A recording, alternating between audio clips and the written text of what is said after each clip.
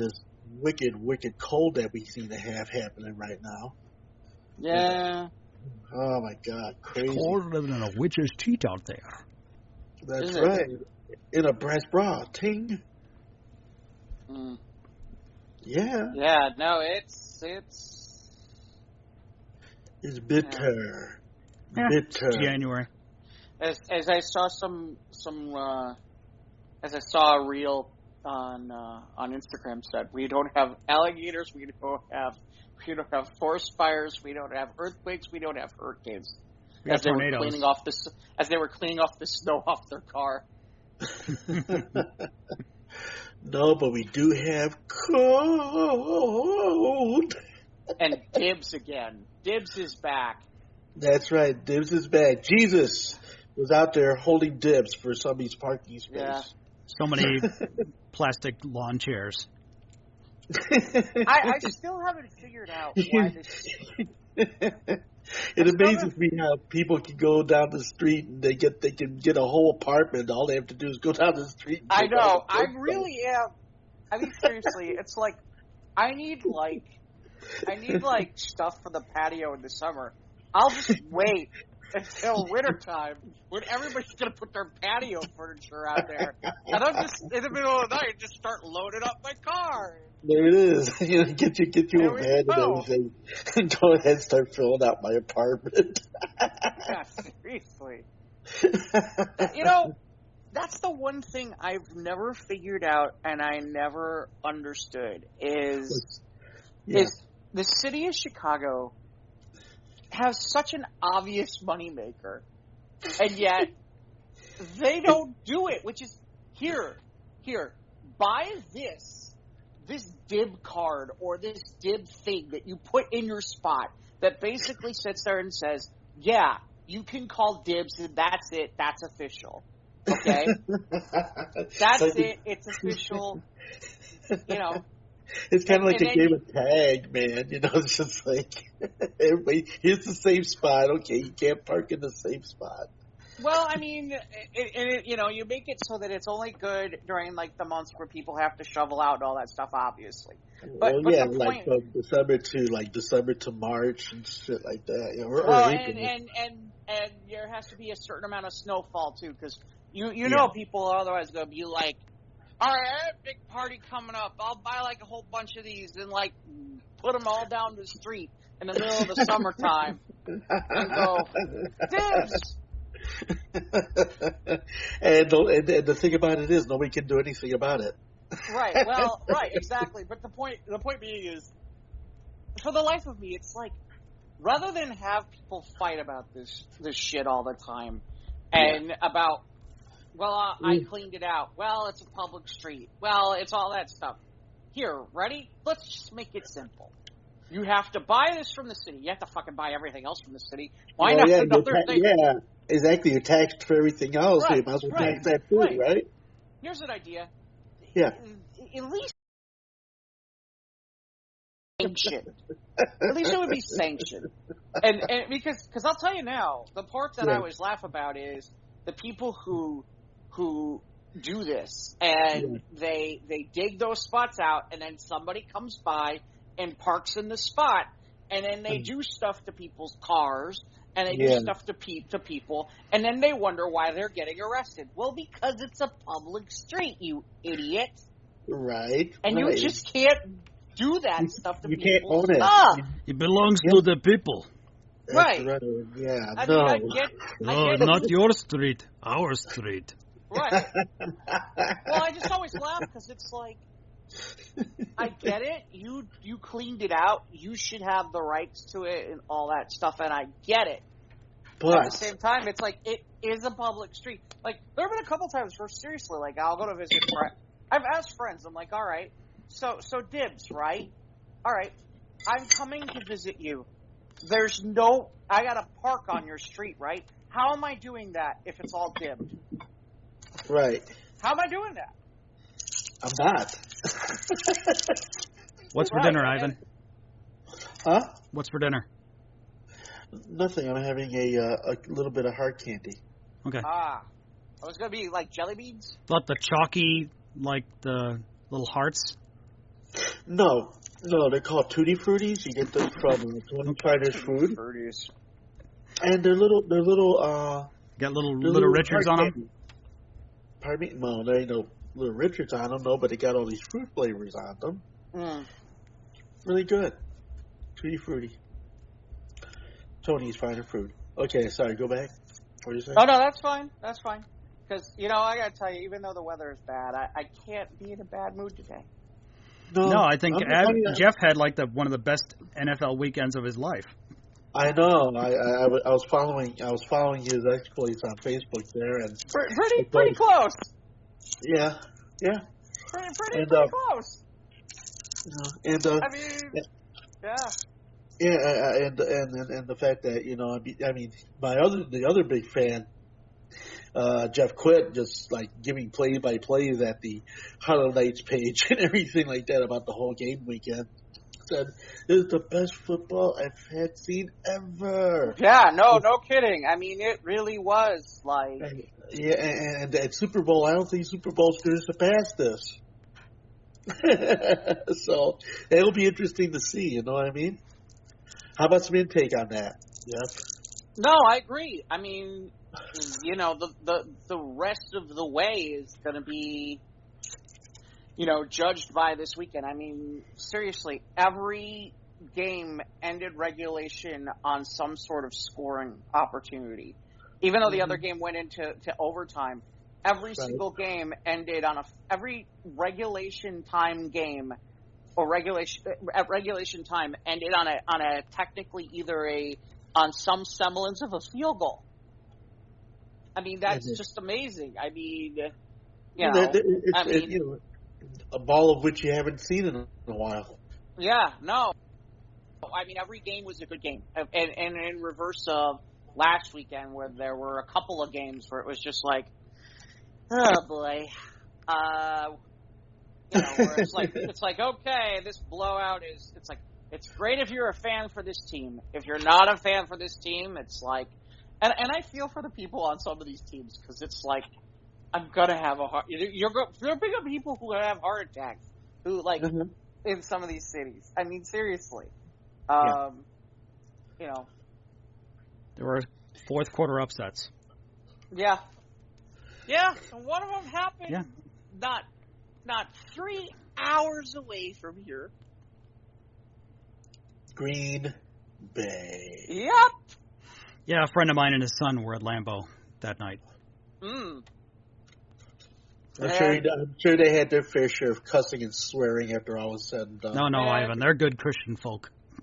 Oh, really? I'm sure they were saying, "Gosh darn it." Gosh darn it. All the heck. Willikers. Yeah. Yeah, okay. Fudgesicles. Okay. Well, it's an experience when they go up there to go to the Lambeau Field because they've never experienced indoor plumbing before, so it's always a first time for them when they do that. Well, it's a great name, Bimbo Field, and Bimbo Field. So. No, I mean it was so funny because it's like as soon as Robbie Gould comes out, you're like, they're so fucked. There's no way he's missing this. This guy kicked. It's like this guy was on the Bears. He kicked at Soldier Field in the horrible conditions at Soldier Field for 11 years. This is nothing. Absolutely nothing. And he nails it right down the middle. And I don't know if you caught the comments at the end where literally he yells out, "Fuck the Packers." Ah, nice. By the way, and the Niners quarterback is from the Chicago area too. He's from Arlington Heights. Also yelled out, "Fuck the Packers." So it's like, glorious so expectations. Well, it's so funny because Packer fans are annoyed because Bear fans are absolutely like, well, you know how Aaron Rodgers says that he owns us. Well, I guess Robbie Gould owns you. That's right. Okay. Or it was so funny because it's like, well, at least we were in the playoffs. Yeah, we won just as many games as you did in the playoffs this year. Oops. Yeah, so that doesn't hold any water. Well, or ice when you're at Lambeau. Yeah, that's true too. Yeah. You're on your home field. You've got a future Hall of Fame quarterback and the frozen tundra, and it's snowing, and it's all the things you claim are all so great that are going to help you win games. And you not only you lose. And by the way, the vaunted Packer offense that can score only got 10 fucking points all goddamn game. Wow. Anyway. But yeah, no, between that and the fact that Tom Brady's out, yeah, life is good. Mm-hmm. Life is very good. So, yeah. We'll take it. Yeah, I don't know how they top next weekend. I really don't. It's I mean, after all this action that happened over this weekend, you would think that what's going to be coming up next week, it's going to be hard to top. It's going to be really tough to top. Yeah, no, if they can provide even half of what we saw over last weekend, that would be great. That would be nothing short of a miracle. Then. Yeah. I will say, no matter what, I am psyched about this Super Bowl, and not because of the game. No, not because of the halftime show. Oh yeah, absolutely the halftime show. What's happening at the halftime show? Have you seen the ads? Oh my god! No, I haven't seen the ads yet. But why don't you tell me? It's like 90. It's like okay, so it's Snoop Dogg, Dr. Dre, Eminem, Mary J. Blige, and I think Lamar Kendrick. Holy shit, it's like 90s MTV or Kendrick Lamar. Kendrick Lamar is the only person who's like new, but the rest of them are all like, it's 90s. like 90s. It's like 90s MTV. Yeah. Wow. Like that's going to be amazing. Right, it's like late 90s Yo MTV raps. Thank you. Exactly that. I'm waiting for. I gotta be honest. I'm waiting for white America not to be able to deal with this. I really am. Okay. I mean, we're talking about. I mean, stop and really think about who we're talking about here. Yeah. Right. You got Snoop on there talking about blunts. Right. Okay. Dre is one of the most hardcore street rap guys who was part of the whole "fuck the police" thing. That's right. Total attitude. Yeah. And Eminem hasn't met a swear word he doesn't like. Exactly. This is not exactly. It's going to be interesting to see how they're going to be able to run off at the mouth, on national television. I mean, this is going to really be something. I mean, if they don't bleep out most of what's going to happen on the soundtrack, and damn well. It's not, they're going to let fly. They don't care. Yeah. And damn well that, like, even though, like, they're going to run through a practice and all that shit like that. No. Damn well. Somebody's got something in mind. Practice my ass. They're going to do that, too, for the execs. Once the execs goes away and they give the big finger to them, all bets are off after that. Yeah. Okay? I mean, that's... Could you imagine, like, Snoop coming out, like, them carrying Snoop on a couch and him like sitting there with a hookah and like like smoking weed like in the middle of like a little. Yeah, I mean, can you imagine before any of them get on stage, they all see Snoop first, they all get hooked up, and then they go up in the middle of the stage, they go do their thing, come back to Snoop, hook up on the way out. I'm still waiting give me a cloud of smoke in this stage, man. I'm still waiting for, this is a scarily good opportunity for a reunion of the rest of the members who are alive of NWA. This is a scarily good opportunity. I bet you it's going to give credence to that, though. But well, it's going to leak from the rehearsals if they do show up. Right, but what song...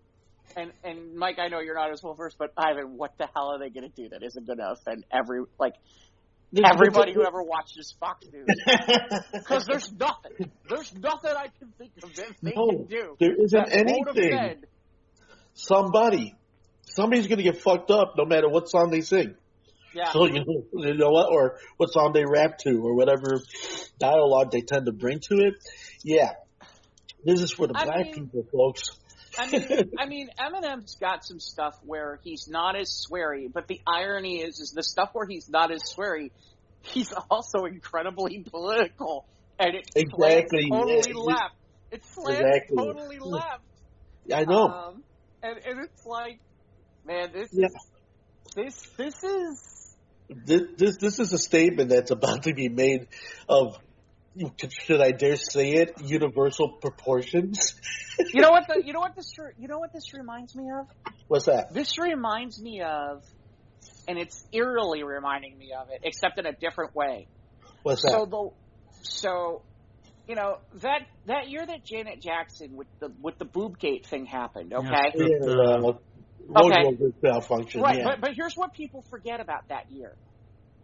Mm-hmm.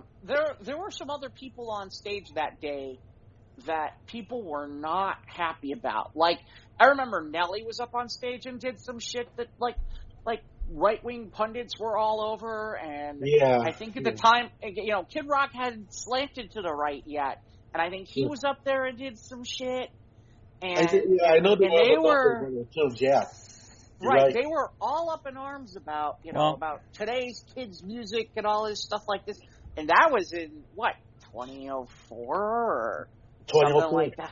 Yeah. Something like that. I mean, and you're bringing some stuff that's, for most, I don't know. For most Gen Xers, I take it back. For a percentage of Gen Xers, this is not going to be a problem. But there's going to be some people that literally it's like... you already know from the Tipper Gore days, the people that have all addressed the whole explicit sticker thing, they're all going to be up in arms again. And the irony is that all flipped too. Is it's like those used to be like all the Democratic people, and now it's all the Republican people. So I don't know. How are them Tutti Fruttis, Ivan? Tutti Fruttis are delicious. Okay, glad to hear.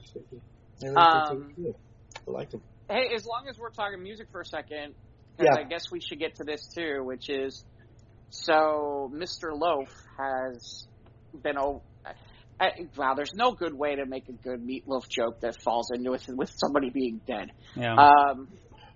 I saw a cartoon someone made of St. Peter where there's the huge lit dashboard over the golden arches. I saw that cartoon. Not the golden arches, the pearly gates. Yeah. It was good. It might have been the golden arches. Yeah. Well, he had some health issues, but the news being is that he didn't get vaccinated, but he had some, he refused the vaccine. But is that why I don't think that's why he passed. He died, but he tested positive for COVID when he was in the hospital. He was dying. Yeah, they're saying COVID complications. That's Are they really? Wow. The buzzword that they're saying. But he had some health issues. We know that, but right. But very sad. Very sad. A lot of kids in our generation were conceived to his music. Oh yeah, some of us were conceiving through some of his music. Mm-hmm. But as far as that was concerned, him with Jim Steinman's production work, and the Bat Out of Hell is probably as universally known as, say, Frampton Comes Alive, or the Beatles albums, Sgt. Pepper's Lonely Heart Club Band. It kind of falls into that kind of category.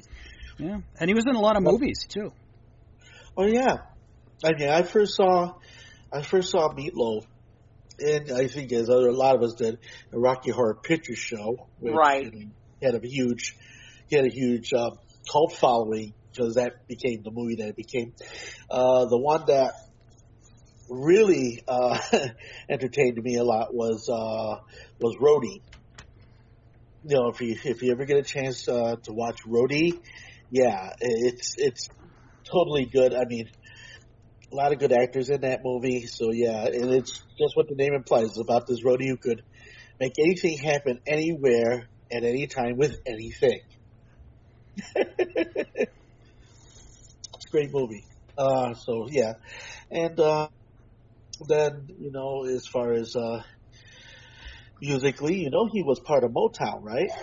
No, I did not know that. He did an album. Yes. He did a record on the Motown label. He certainly did. He came out on Motown subsidiaries Rare Earth label, which that was the same label as a number of the white heavier acts that were doing things over at Motown in the late 60s, early 70s. And he released a single, and I think there is an album too, under the name Stoney and Meatloaf, which Stoney was his girlfriend at the time who was touring with him. And it's really a good single. So, yeah, if you tend to see that on eBay, pick it up. It's really of interest. But, yeah, he started at Motown. And then from Motown, he kind of went on to his own little universe and just, became the legendary person that he became. But he was just a singer. He wasn't known for, did he play guitar? No, or piano? No, not in like a real professional sense, but usually he went along. He was adept. There we go. There's a good word. And so yeah, but no, he was essentially a vocalist. And I didn't realize he was in Fight Club. Yeah, he was. Was he? Wow, that's amazing. I didn't realize he was in that.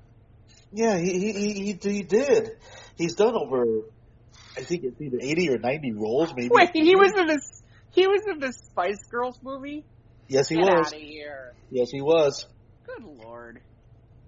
Well, yeah, I told you. His movie roster is very eclectic. Yes, it is. I'm looking at it now. That's why I'm like... Yeah, a lot of cameos, yeah. Like, a lot of cameos, but also, like, roles like, okay, so he apparently was in Wayne's World. I forgot about that. Yeah. I forgot what scene that was.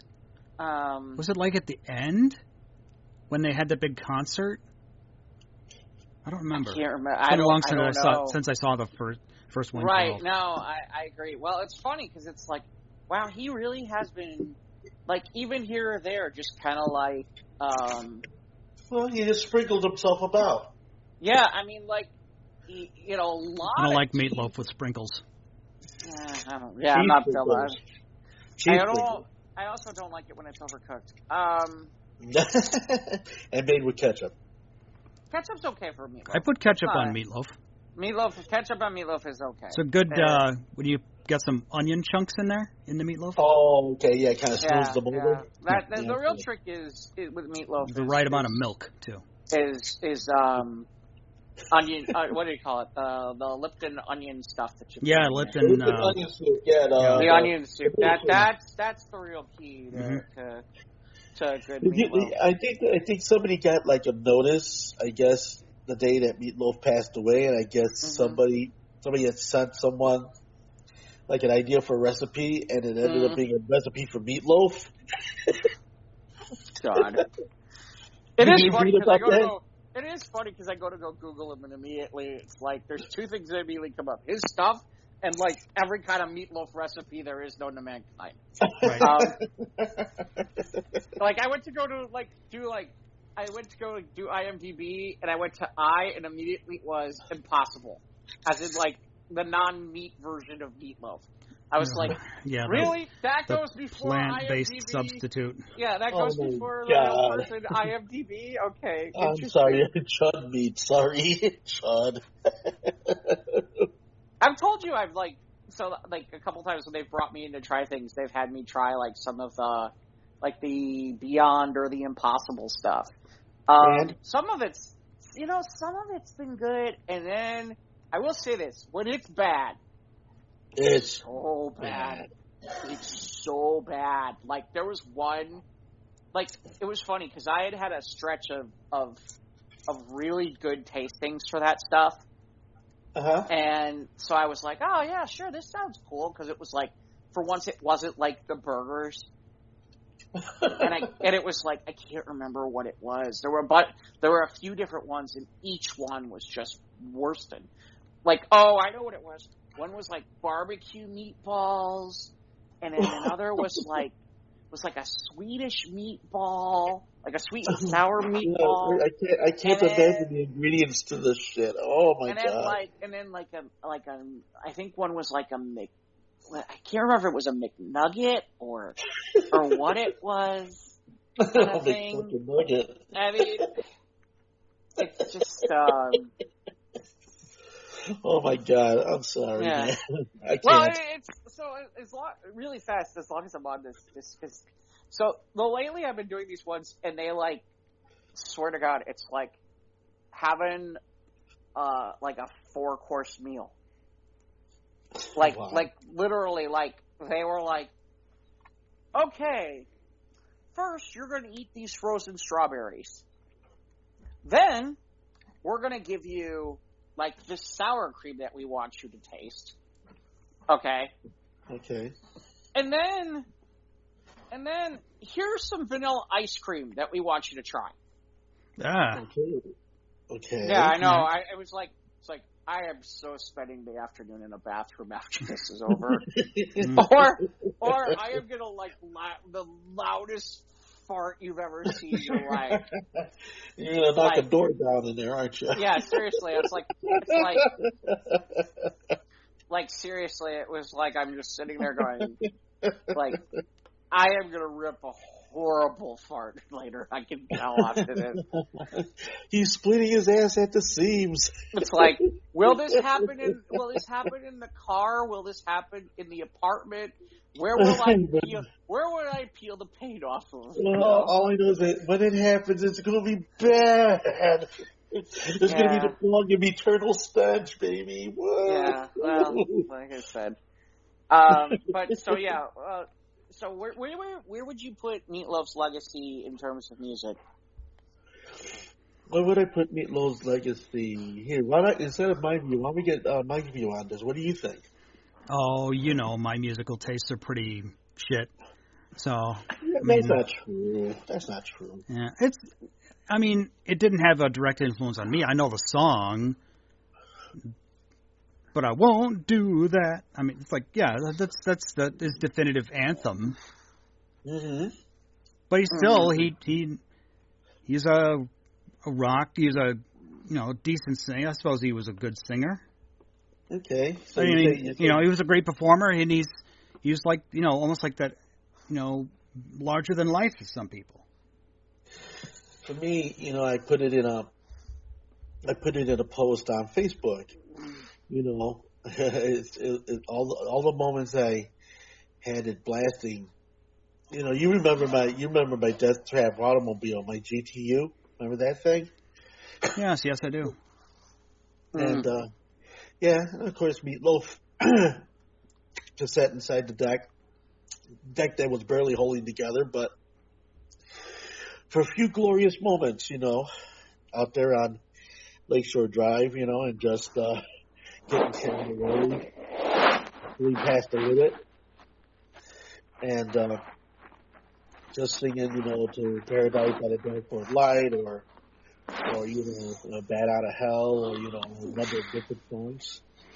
Yeah, I feel like some of Meatloaf's stuff was like every lip sync competition I was ever in the 80s. Well, some of them had that karaoke feel to them. Mm-hmm. and believe it or not, there are a lot of people that actually do a lot of karaoke to Meatloaf. It's just sure. It's just that's that type of music. I guess some people would lump him into yacht rock, which I don't know. That's kind of a pretty beta category to have a great artist in, but what are you gonna do? But as far as Meatloaf, I follow him from the days of Rocky Horror Picture Show and a number of other things he did with his movie. And then, like I said, he's like very eclectic, but whatever he got involved with, you can kind of feel like, he'd be the type of dude you could hang out with. Like after the show, he'd probably go out with you for a beer. He kind of gave me that feeling about him, like he's your everyman. So that's what I get from experience what I had with Meatloaf. Musically, never had it personally, but would have been nice if it did happen that way. Jeff? Yeah, I don't know. Like I said, to me, I just feel like he was, it turned, now it's karaoke, but back in the 80s, lip sync was kind of the thing. And I swear he was like, it was like whenever there was some sort of lip sync contest of some sort, you knew before Milli Vanilli ruined it for everyone. No, not really. Because there are a few people who did Milli Vanilli on purpose that way. Well, where they did that is kind of a genius. It was funny the first time I saw somebody do it, where they purposely did it. They did it that way, where literally they made the track go, "Girl, you know it's, girl, you know it's, girl, you know sometimes it's." They message it.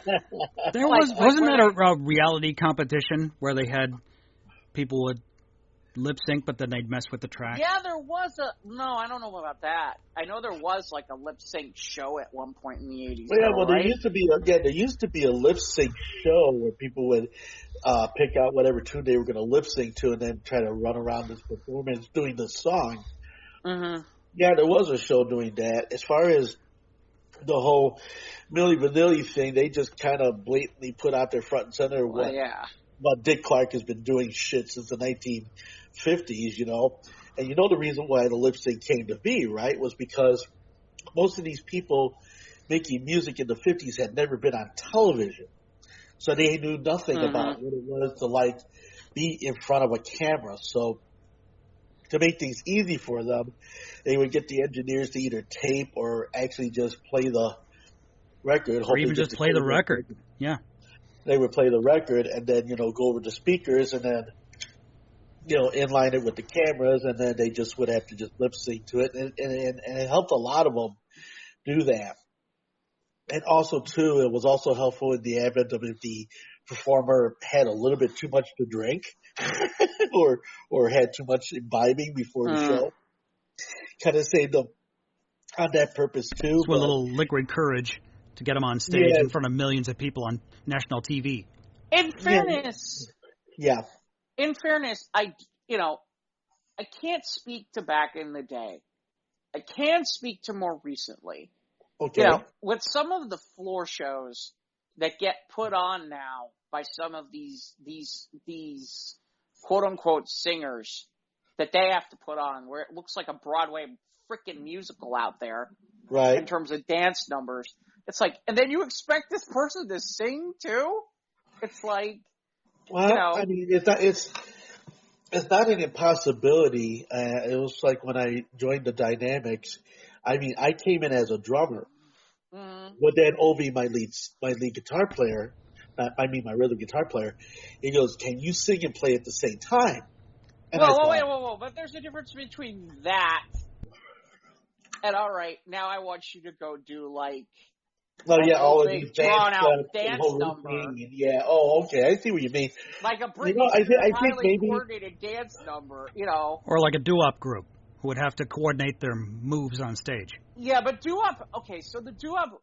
Okay, so I get where you're going with the doo-wop thing, but I think the doo-wop group, see, they didn't have as many words, more than syllables to kind of compensate. I mean, the repetition of what they had to do to keep the melody going. That's kind of simply a simpler way to go. Well, and the other thing is you didn't. I'm sorry, go ahead. Well, no, go ahead. But the point being, I was going to add on to your point, which is, and you don't see them doing nearly what these people are doing now. Oh, no. You don't have a troupe of dancers, doing synchronous moves behind you. Right, yeah. Like, the Temptations didn't have that. If they had that, I don't think they'd have been singing. Well, the Temptations, they had Holly Atkins who trained them on their choreography, but their choreography was simple in comparison to, say, somebody doing a huge musical number, like, let's say, West Side Story, or, and things of this nature. And, so to sit there, and I think they might get a little bit of assistance when it comes to when they're singing and they're dancing. Right. But I think maybe that there's an underlining track maybe under there that they could lean on while they're dancing particular things, and maybe in and out, which that would be the magic of the engineer, if indeed this is what they're doing. Well, I mean, I've seen it where literally there's a line that the singer normally would sing in the track, where that singer is not singing it at all, and they're just dancing at the moment, and then they'll pick up the track somewhere else and start singing again. Yes, where they're not even bothering to sit there and go, yeah, I'm going to try to hit this. It's like, nope, we're not worrying about that. We're just going to we're just going to let the song run. Yeah, we're just going to work on the visual, and if the vocal falls in, we'll let the coins fall where they may. Yeah. Type of sensibility on that whole front. But then see also, like, when you get people doing that on stage, now that's an all live thing.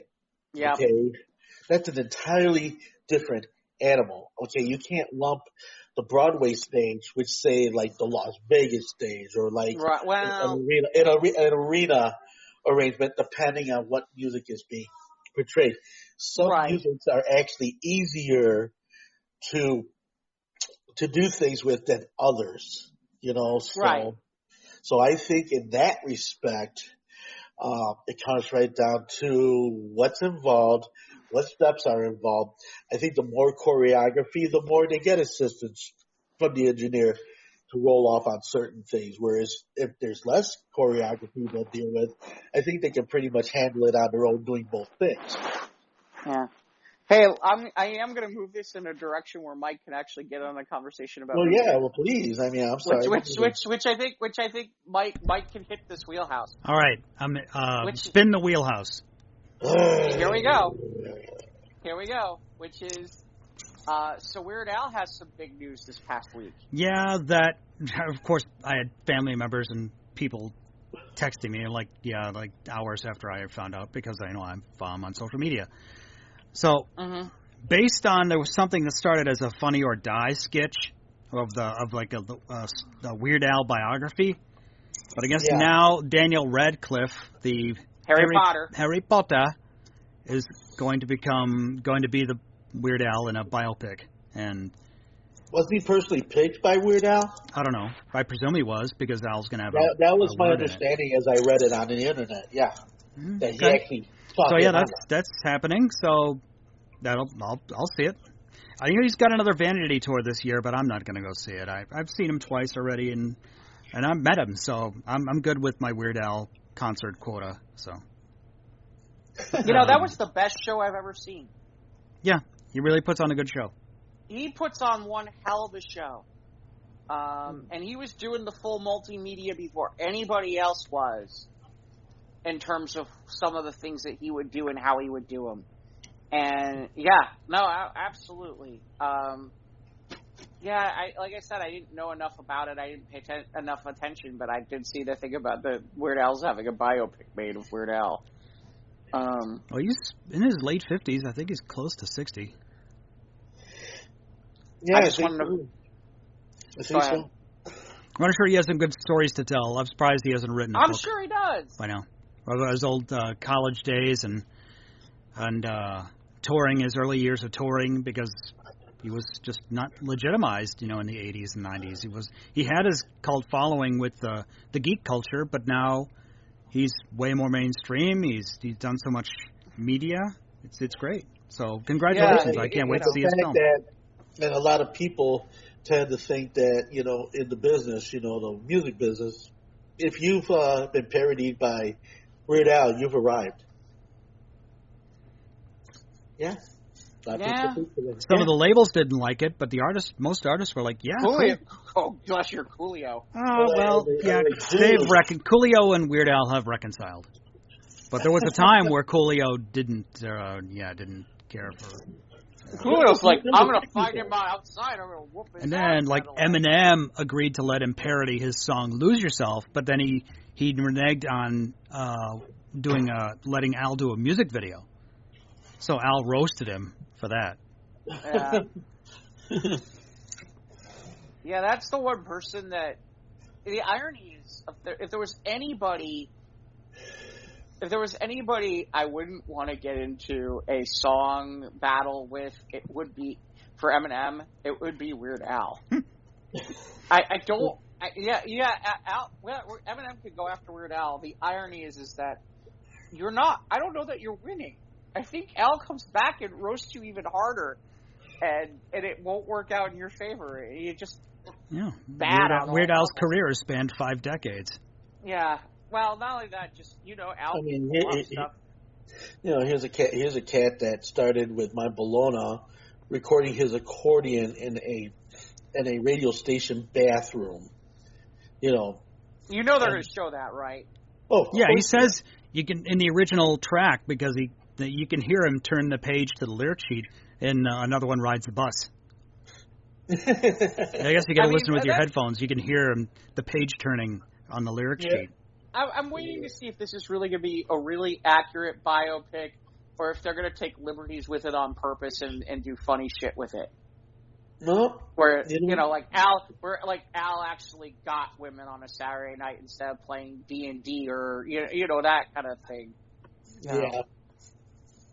Never know, but it'll be interesting to see though. Or being one of those radio nerds who was like at the radio station on a Saturday night because I want to work on my stuff because I got nothing better to do with my life. Who's going to play Dr. Demento? Who would you have play Dr. Demento? That's an maybe Seth Rogen, maybe? Seth Rogen. What about Jack Black? Yeah, he could play Although he's kind of older now, isn't he? Yeah, I don't know if that works. Yeah, but he has that. That'd be great though for Dr. Demento, man. That's another one I'd really like. I don't know if he has ever written a book. I'm sure he's got some great stories too. I don't know. I'm sure he does. Of all the tapes and records and music that people used to mail in to send to him to play on his show. Oh yeah. You would think that in this day and age, somebody like a revival of Demento would work. I mean, there's just so many people out there with parodies and so much of that other stuff. Yeah, but I think it just goes back down to the fact that the tolerances of such things is not as wide as it once used to be. And a lot of the stuff that, you would hear on Dr. Demento show, back maybe 20, 30 years ago would pass muster. Not with those very same records pass muster today, I would say no. Yeah, but there's a lot going on now with there being so many venues with like YouTube and all that stuff and all the parodies that are out there right now that people are making. I'm surprised there isn't like hey, here's one place where you can find all of these, crazy parody songs that you weren't aware existed or. I mean, I don't know. I don't see Sirius XM, breaking any internet space. Well, they do have multiple comedy channels on Sirius XM. What about like Demento could come back as a podcast, couldn't he? Well, we're not just getting up there in age. Well, not only that, you're not talking about licensed music. Probably you're talking about like. Well, all that stuff he played. He's put out a couple of compilation CDs. Right. No, I'm talking about like new stuff. Like if like found new people like the YouTubers and stuff like that. Well, again, it depends because right now epic rap battles of history. Yeah, something like well. Well, they're not quite parodies, but they're still great novelty songs. I mean, seriously, because. I think that's what's interesting is I don't know that, when Al decides to hang it up, I don't know who that guy is anymore. Who's the mainstream main guy who does that kind of thing. I don't know where that goes or. I don't. I think in a lot of ways. It's like, what happened with Larry King, rest in peace, Larry King, and his type of radio, is that actually going to be still a thing after his passing? Now, once, Demento goes into the great radio station in the sky, I mean, is anybody going to follow in his place? I don't see that, just like with Weird Al. I don't see that as a possibility. I'm not saying that it might not happen, but the likelihood of it happening is a lot less now than it was before, I think. because of the way people, address comedy and things, intolerances of things today. Now, will we come back around in the next 10 or 20 years? Now, this I don't know. I might not be in my right mind to know about it anyway, but who knows? But right now, comedy and parodies and anything like this, a lot of things have come under fire as far as like, the freedoms of what. Yeah, but there's a lot of, contest as far as like a good taste. I mean, that's a very broad statement. Yeah, I'm going to push back on this. Okay. There are very much still great comedians out there doing good comedy and funny stuff. Okay. Who are not falling into this, how do I put this, are not having these problems. And they're out there and they're doing their thing, and it's not who's the one guy who keeps getting parodied all the time that I see on Instagram? Carrot Top? The guy about, not Carrot Top, the new guy, that Mike something or other about where it's like, this is the same where it's like, I can't find my phone. Where's my phone? I can't find my phone. Oh, it's in my purse. And he talks about that, and it's funny. The guy who was talking about, I don't know if you've seen it, where it's like, about a good man. Can he have abs? No, he can't. He has one ab. I can't remember the guy's name, but like I swear he's like all in, like they're constantly parodying that guy all over Instagram, and it's not a guy whose name I recognized before. I still think that there are, I think it's possible. Well, okay, you got a lot of comedians out there that some of them fall into the self-depreciating humor. They use their ethnicity as a springboard to things that they want to put across comedically. Mm-hmm. Like the Spanish guy Gilberto, I think, or they call himself Fluffy. And Gabriel Iglesias. Yeah, Iglesias. Right, there's another. Mm-hmm. Yeah. Okay, yeah, Gabriel Iglesias. Now you listen to Gabriel Iglesias comedy, and a lot of it tends to be very, neighborhood oriented. It's Hispanic. It's I'm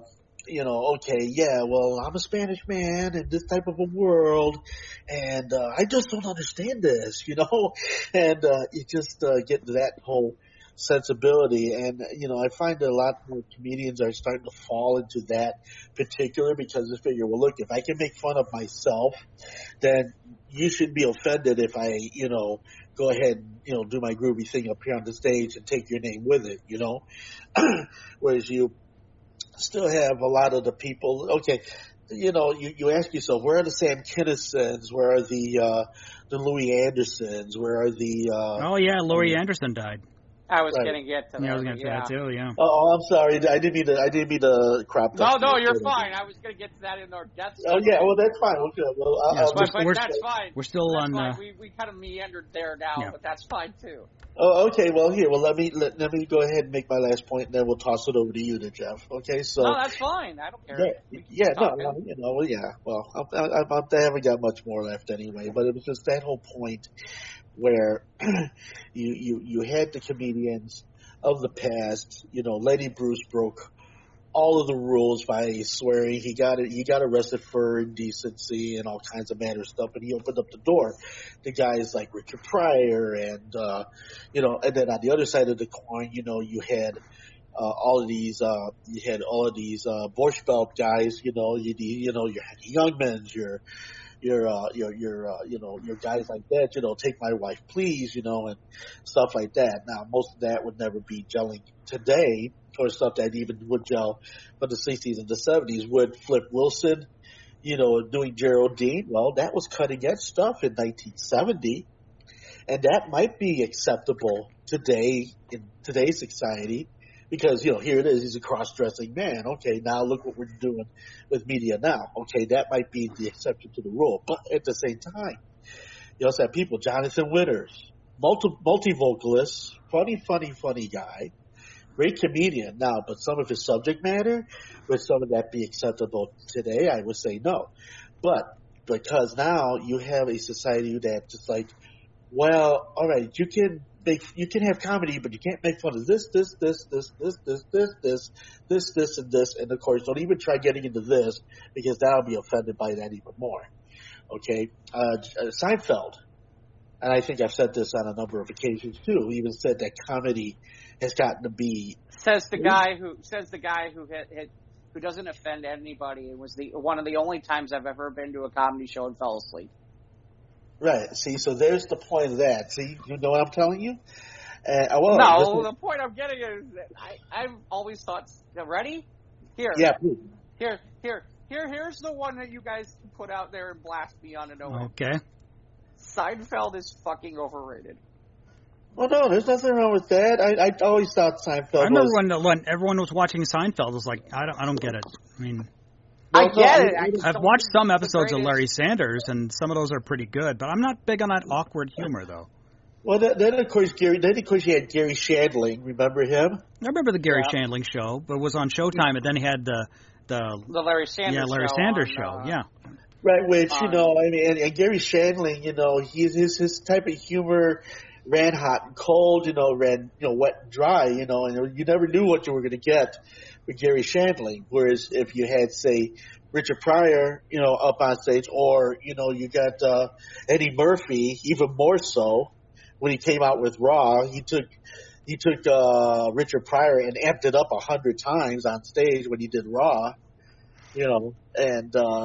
But still, see, that type of humor incorporates the actual person that's on stage, just basically telling funny stories about themselves and whatever it is that they got involved with. Then you got those that are politically driven and can do political comedy. You got those people that are but I don't see like Louis Black going anywhere. I mean, Louis Black does political comedy all the time.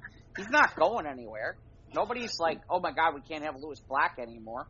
Oh no! I'm not saying that they're not going to have him anymore, but it's just that you have those people that it's just what you love. In the end, it just comes down to what you love.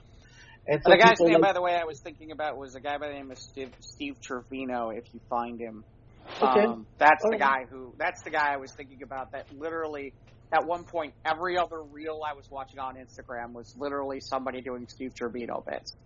Okay. And then of course there was Dana Carvey. But he did some stand up. He was mostly known for his impersonations on SNL. But he was doing stand up for a while. I think he had an HBO special. Yeah, and Dana Carvey, he came out in a few movies, and then he even had a cartoon show for a while.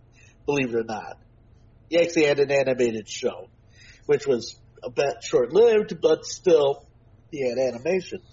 I mean, I do kind of laugh because it's like Kevin Hart. It's not like Kevin Hart wasn't recent in terms of stand-up.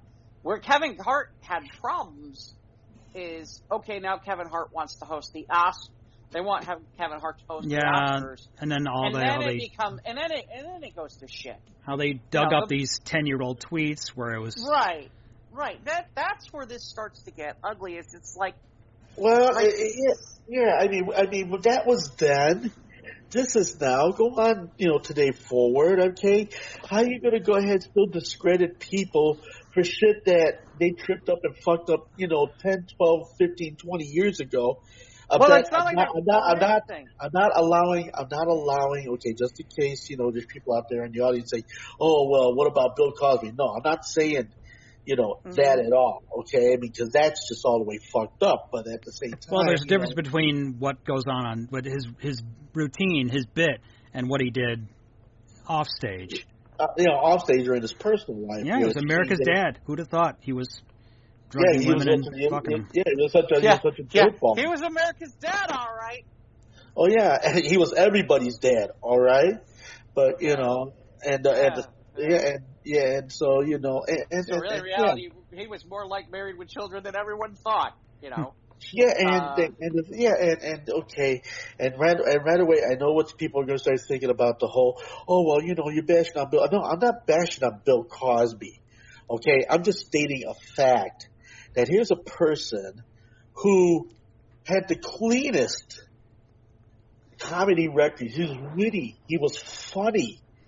He was entertaining.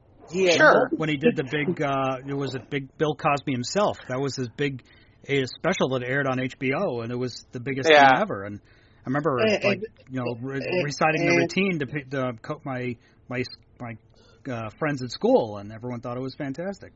And the thing about it was, you got this person, this double life of debauchery and evil. Life, and here it is. You would think that, it was a case of black or white. It was a case here in Bill's case. It was black and white. And I think the part, though, that I always found amusing about Bill. Yeah. The part I always found amusing about Bill was this. Yeah. Was he was the first person to come out blasting on comedians who weren't clean. Oh yeah, all that kind of there's a bit where Eddie Murphy talks about the time that Bill Cosby called him.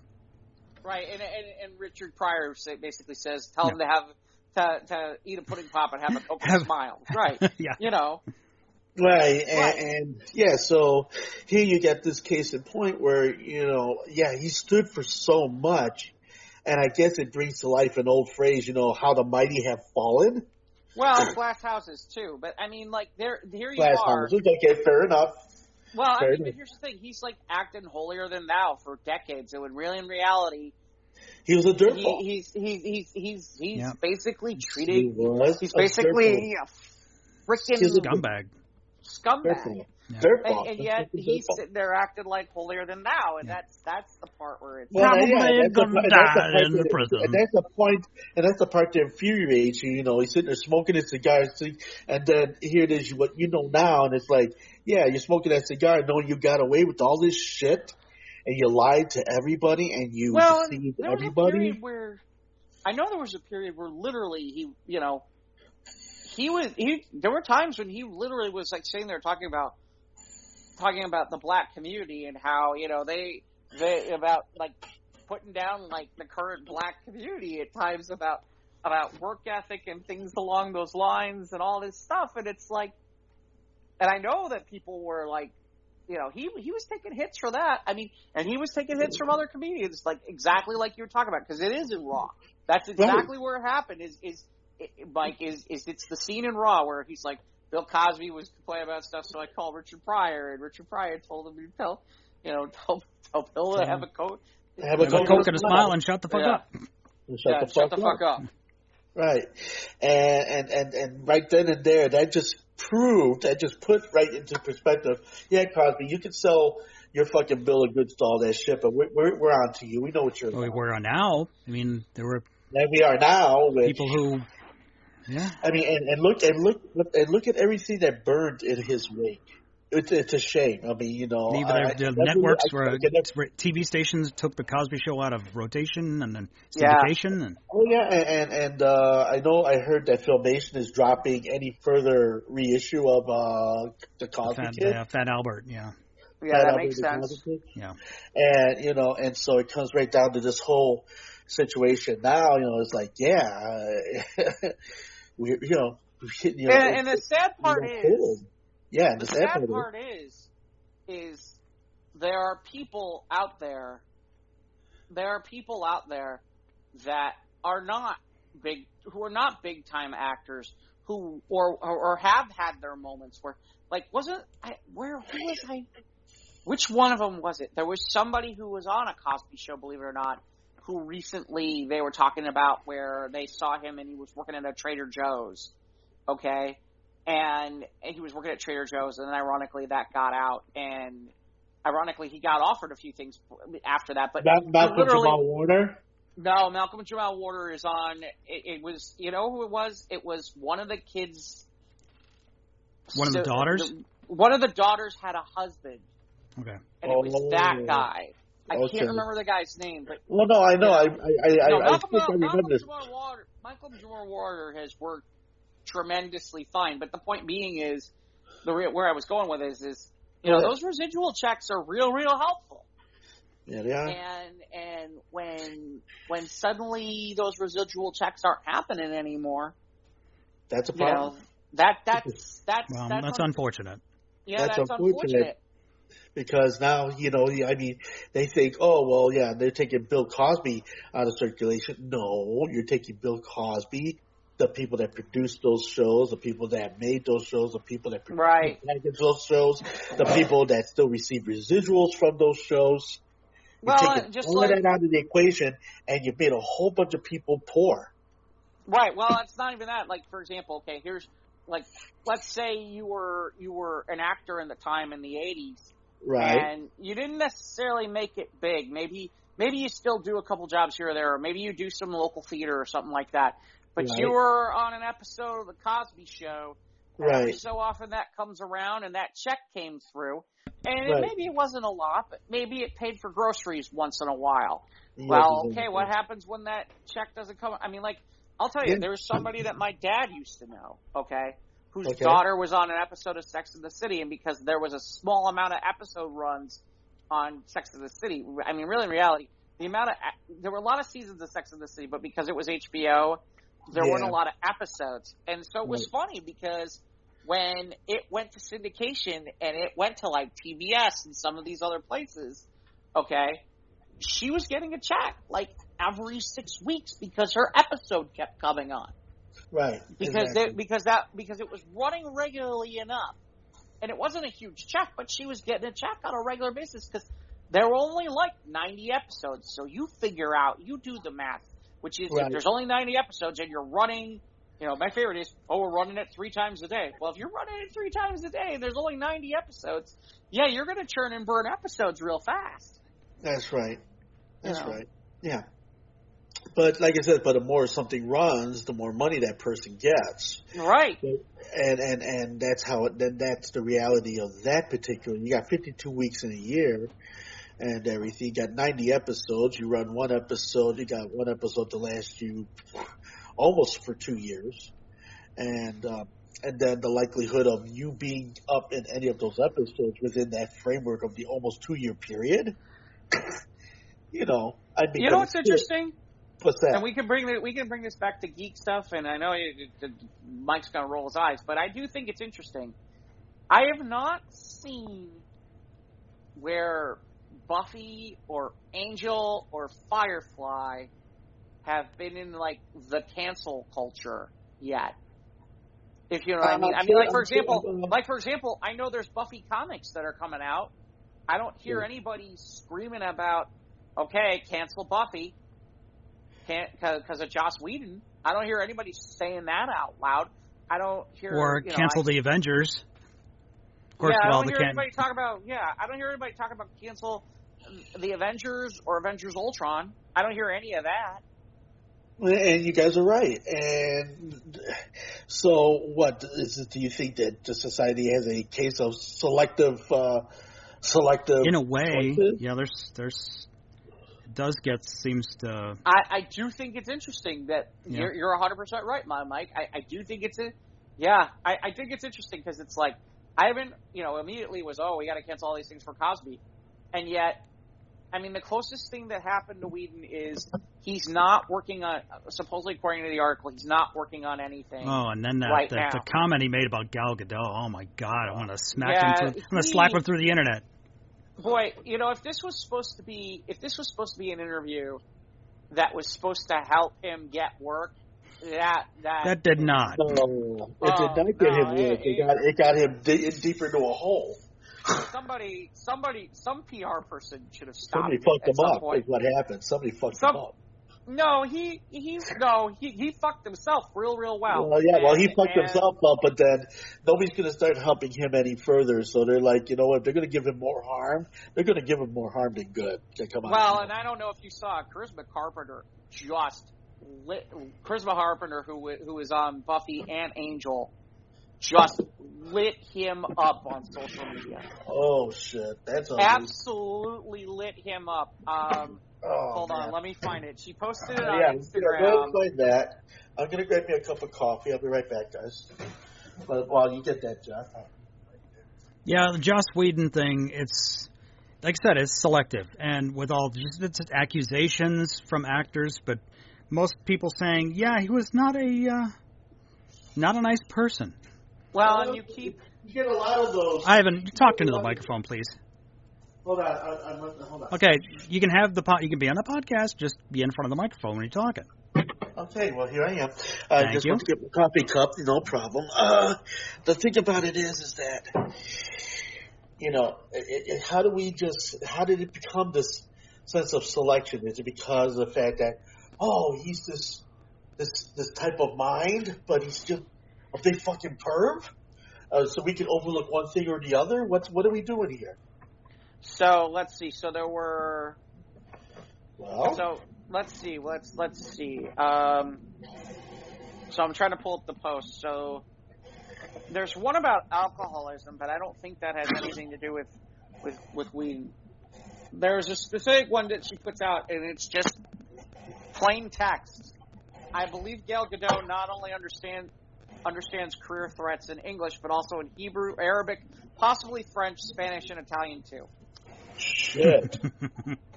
Yeah. And the comment is immediately liked. The comment is immediately liked by Sarah Michelle Gellar. Yep. Oh my gosh. And AKA Buffy. The other one is, I stand with Ray Fisher, the maleficent force and bad actor in both senses who poisoned my feeble mind with trendy buzzwords and corrupt ideas about my experiences with a former tyrannical and narcissistic boss who is unable to be accountable and just apologized. Okay. Those were the two posts that she put out on it. Uh-huh. And yeah, I mean, it just. Yeah, that's not something you want tagged to your person. Okay, it's just no. But I will say it's interesting to me that meanwhile, I don't remember what company it is, but I just saw an article on this where, okay, they're putting out new Buffy material in terms of comic book stuff, and last I checked, that Joss gets I think that's Joss. I think it is. I could be wrong. You think Josh still gets residuals from the comics? Well, at one point he was writing the comics. At one point he was writing all the Buffy comics. But if his name is still attached to that contractually, there's really not anything they can do about it unless they take him off of that some kind of way. Right, but I don't know if it's him writing it or somebody else. If they're doing different things. But I think he's still either way. Buffy, I believe, is his creation. So I believe unless he sold it outright to the publishing house, it's still his deal. It's still his money. No, I'm pretty sure. Like I said, I'd have to find out more. But like for example, I know that at one point Fox was talking before they got bought. Fox was talking about rebooting Buffy, which ironically now would fall to Disney. And I can't imagine that Disney isn't sitting there going,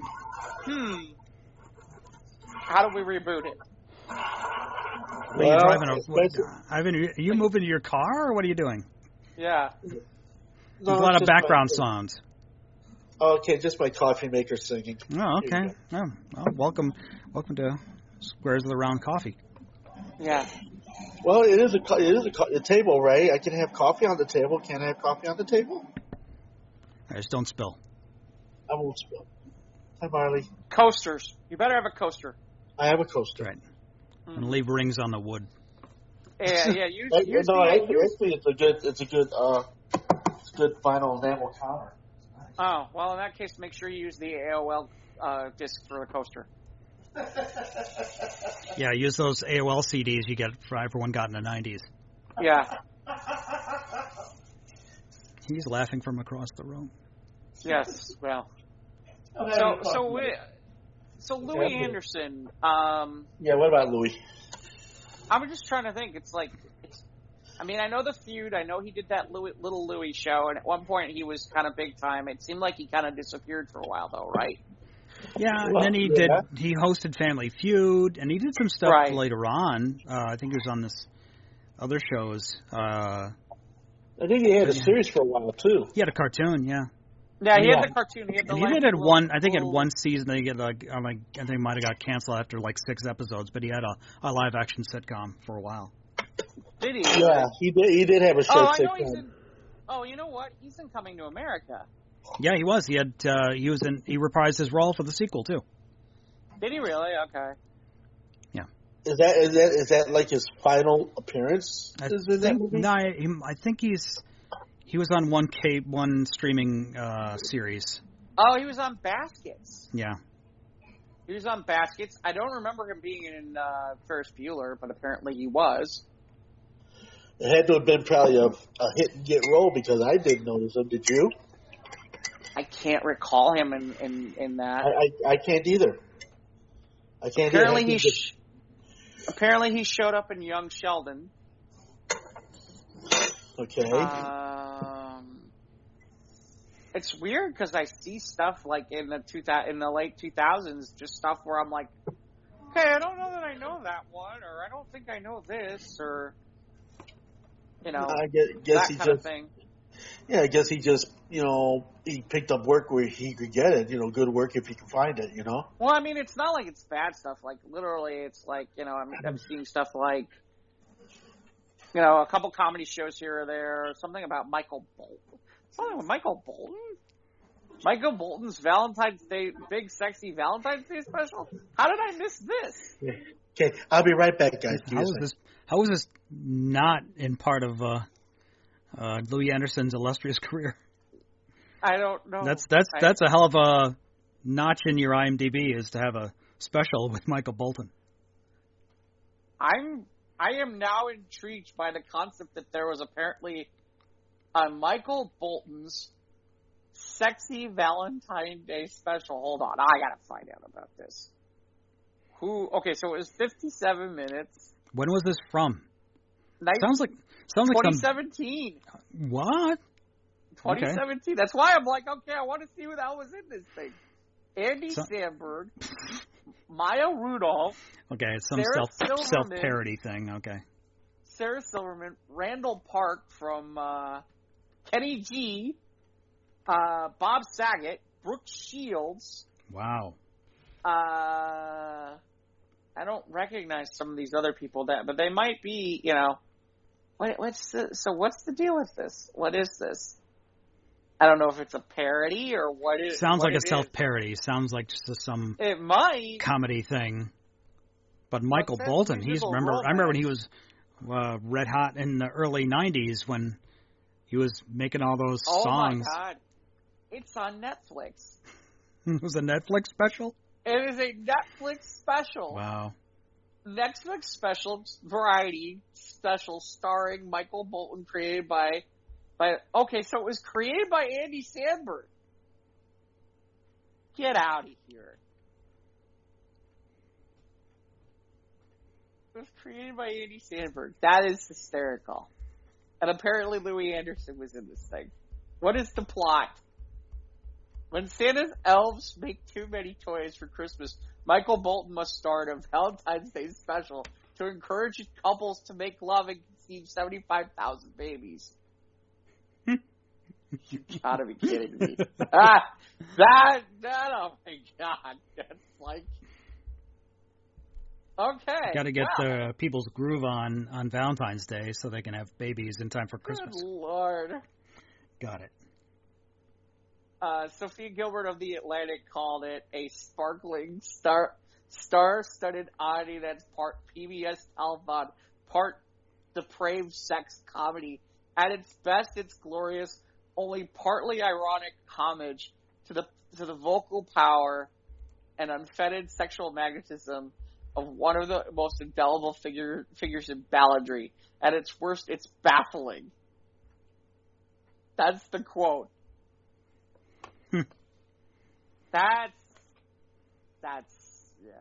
I don't know what to say. That's just nuts. So much for talking about Louis Anderson. Anyway. Well, rest in peace, Louis Anderson. Yes, rest in peace, yes. Louis Anderson. So what did you have going on this past week, Mike? We had a game night when it was mostly just catching up because I had one of our one of our participants in game night, Angry Steve. You met Angry Steve. His wife got COVID, so he had to self-isolate. So, but she got better. He was fine. Yeah. So, but he's we did a lot of catching up, but we did play. What was that Marvel Ascension? I think it was. But that was okay. Our card game. And then we played Star Realms, but I was good catching up with people I hadn't seen for over the holidays, so that was cool. Let's see, got MP52 plus Skywarp, the new Masterpiece Skywarp figure, and it's great because I have the mold from 2006, so it's time for an update, and this one's, the engineering is just so much better, it's so much cartoon accurate than what it is. It's fully transformable and makes a jet and makes a cool looking robot and looks like he stepped right out of the page of the cartoon. So it's a cool figure. Let's see. We'll get into episode 4 of Book of Boba Fett later. Watched episode 1 of Peacemaker. And so what'd you think? It was good for a couple of chuckles, especially in the immediate aftermath of the one battle at the end of the episode was great. That was when an eagly. Yes. But and that opening sequence is brilliant. Mm-hmm. Yeah. Oh, with the talking to the janitor. Oh yeah. No, the dance thing. Oh yeah, the opening credits. Oh my God. Yes, the opening credit thing is just brilliant. Mm-hmm. That's why when you said you were like, well, I didn't really like Suicide. No, Mike, watch this. It's still got that, has that Suicide Squad, James Gunn kind of signature to it. But it's also campy John Cena. Yeah, and it's John Cena. He's humbling. He's like, oh, what was it? The one chick said, yeah, he's a douchebag, probably racist, but he's kind of sad. He has a sense of a bit of sadness in him. But he's a more self-aware Johnny Lawrence, and not in a good way. Mm-hmm. He really is. He's got a little Johnny Lawrence in him, except he's aware of all his shit. And Johnny's just not. Johnny's oblivious. Peacemaker is a lot more aware. No. And Robert Patrick as his dad. Where he's secretly, he's just some crazy old man watching right-wing cable TV, but then he's also the inventor guy. He makes all the different helmets for him.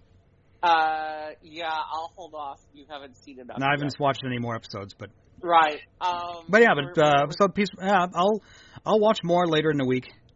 But it was decent. It was good for some laughs. I thoroughly enjoyed it. Episode 4 was a little bit slower, but it's still very, very good. It's still fun.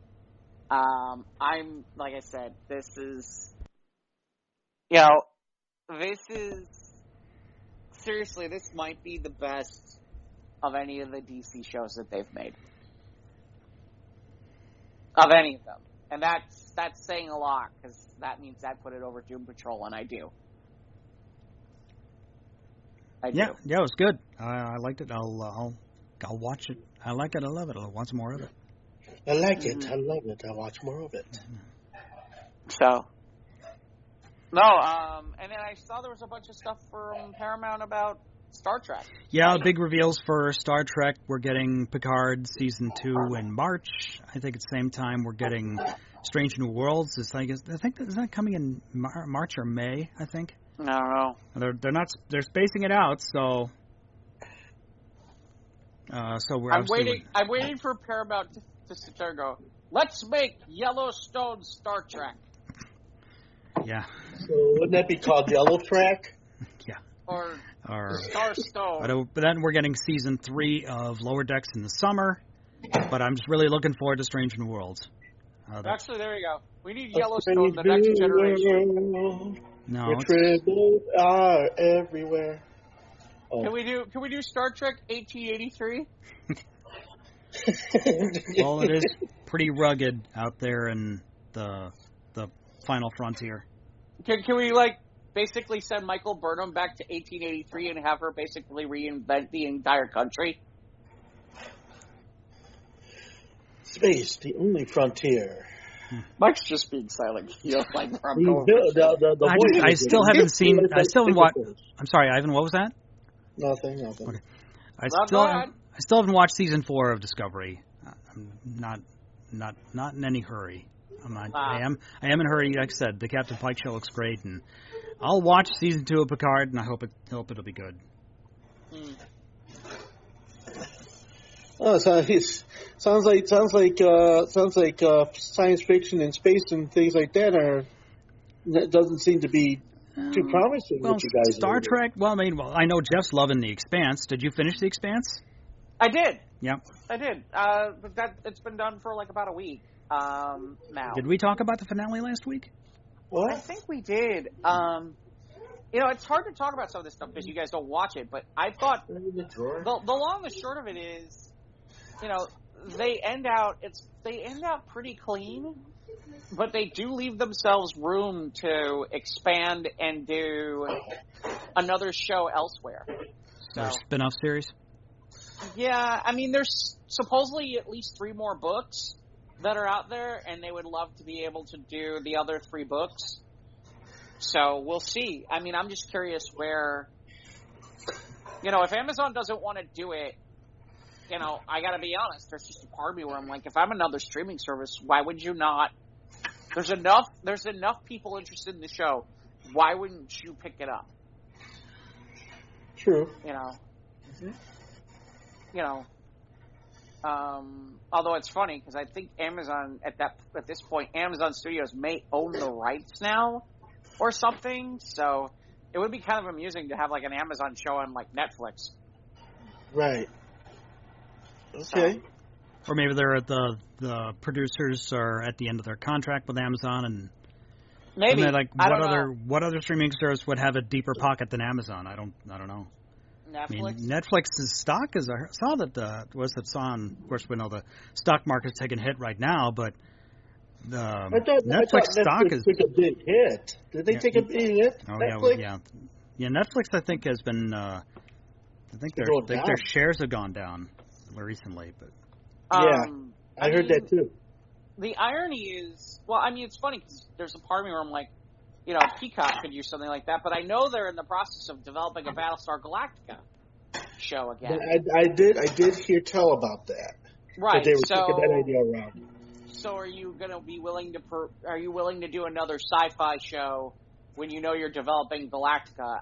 That becomes the question. Paramount obviously would not be interested.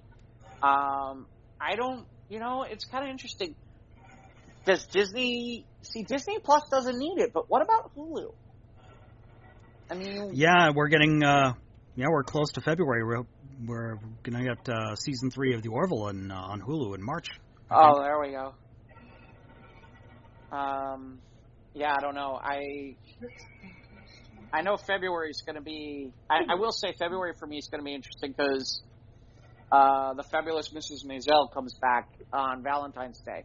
I've heard a lot of good things about this. That is a phenomenal show. I've not seen it yet, but it sounds like it's something I really would like to enjoy. It is a phenomenal show. It's funny. It's interesting. She's great. Okay. It's really good. It's solid. I'll take your word for it. Yeah. So, Mike, anything else going on this week? I know you played some gaming and some stuff like that. No, that was it. Really, just been working. Just because with my new position, just got all these training videos to training sessions. I got to go in early on Thursday and do more. With new position comes new responsibility. With great power comes all such. Can't you just make them all paint your house or something? Yeah, or work on your car. Yeah, or something like that. You know what? Have them work on applying stickers to some of your things. No, that's your own personal joy. You Make them learn how to work the key machine faster. Well, there you go. The key machine blindfolded. Yes. If they can do the key machine blindfolded and cut a perfect key, give them 3 cents raise. What if I walked in and was like, I need 10,000 marbles, please. We don't sell no marbles. We used to. Oh, do? But we don't anymore. What's the weirdest thing you guys sell? Cement? I don't know. I'd have to think about that. We got a lot of underwear. We got a lot of as seen on TV stuff. Do you? This Christmas was this Christmas we had the big gift item was the battery daddy. What? Oh, you're talking about the case that you Yes, can the get, big storage case for batteries. Yeah. Oh my God. Spank me with the battery daddy. Oh God. Spank me with your battery daddy. Ew. Oh, yeah. That's just wrong. Yeah. When Ivan says it's wrong, we got problems. What I mean, I always find it interesting. You guys have got food. Yeah, we got snacks and stuff. I mean, it's very successful when you have a little line. You're waiting in line to check out, and you've got snacks and chips and Mon Pop sodas and all that. Mm-hmm. How long does that shit sit on the shelf though? Because it's I can't imagine. I mean, how many people really buy in that shit at a hardware store? Well, I mean, we have Frito-Lay who comes in and they make sure they restock and make sure that everything isn't expired or everything like that. We used to have our a dollar section. Sometimes our dollar section food. Someone would be like, "Oh yeah, this expired a few months ago. Okay, we need to throw it in the garbage, or we put it in the break room for coworkers to have for free because we can't sell it." And sometimes this expired food isn't too bad actually. We ain't selling this, so we'll let you eat it. Yeah. Let's either that, throw it out. That's about right. Sounds about right. When it's past, I mean, it's not like the day after its expiration date. It turns gray. You've got sometimes those expiration dates are a little more conservative, where you can get a couple more weeks out of it. It's it's right up there with when the milk is spoiled, and you're like, here, smell this. No, I don't want to smell it. You guys can start having wagers as to how spoiled the food is every week. Over under on when he pukes. I got 2:00. Let's see. I bet you the next product is overdue December 31st. It's now January. Yeah. Yes, the glass placer bets will be in the bathroom at 1 or 1:15. I got squares at 1, 1:15, 1:30, 4:45, and 2:00. It's that salad dressing wasn't too. Or you can sign up for double or nothing on the Express. Then they get immediately sick. So, what about you, Ivan? What's been going on with you? Well, just kind of a laid back week this week. Was with with the family, and Julie and I, we were with my sister, my brothers, because in my family, most everybody is born in January. So we had this big multi-birthday party over at my mom's house for the family. We got together, we played bingo, and we had all this delicious cake and strawberry shortcake, with custard in between the layers. We had cookies and candies, and we had pork and we had chicken tacos with fresh salsa, French fries, potato salad, coleslaw. Yeah, just it was a really good time. And I had gone into the garage where my I've been holding up a bunch of my godbrother's album collection, in this little storage area. I brought the first 24 albums in yesterday, and I put a big post up about it on Facebook and everything. And now, the first record's in the new archive. Welcome home, man, dude. He was my childhood friend, and we went to Catholic school together. He was one of the few people that I could call friend, but he was my my godbrother, which of course his mom and dad were my godparents.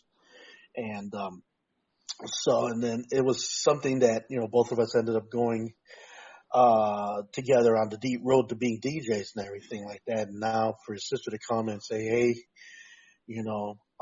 Angelo passed away, and I would really feel good if you could, give a home to his vast collection, because I don't want nothing to happen to the collection. So yeah, I took some of the selections home, and every record's a winner. I'm like, wow, it's amazing. The impeccable condition and the most wonderful tracks. I mean, hardcore.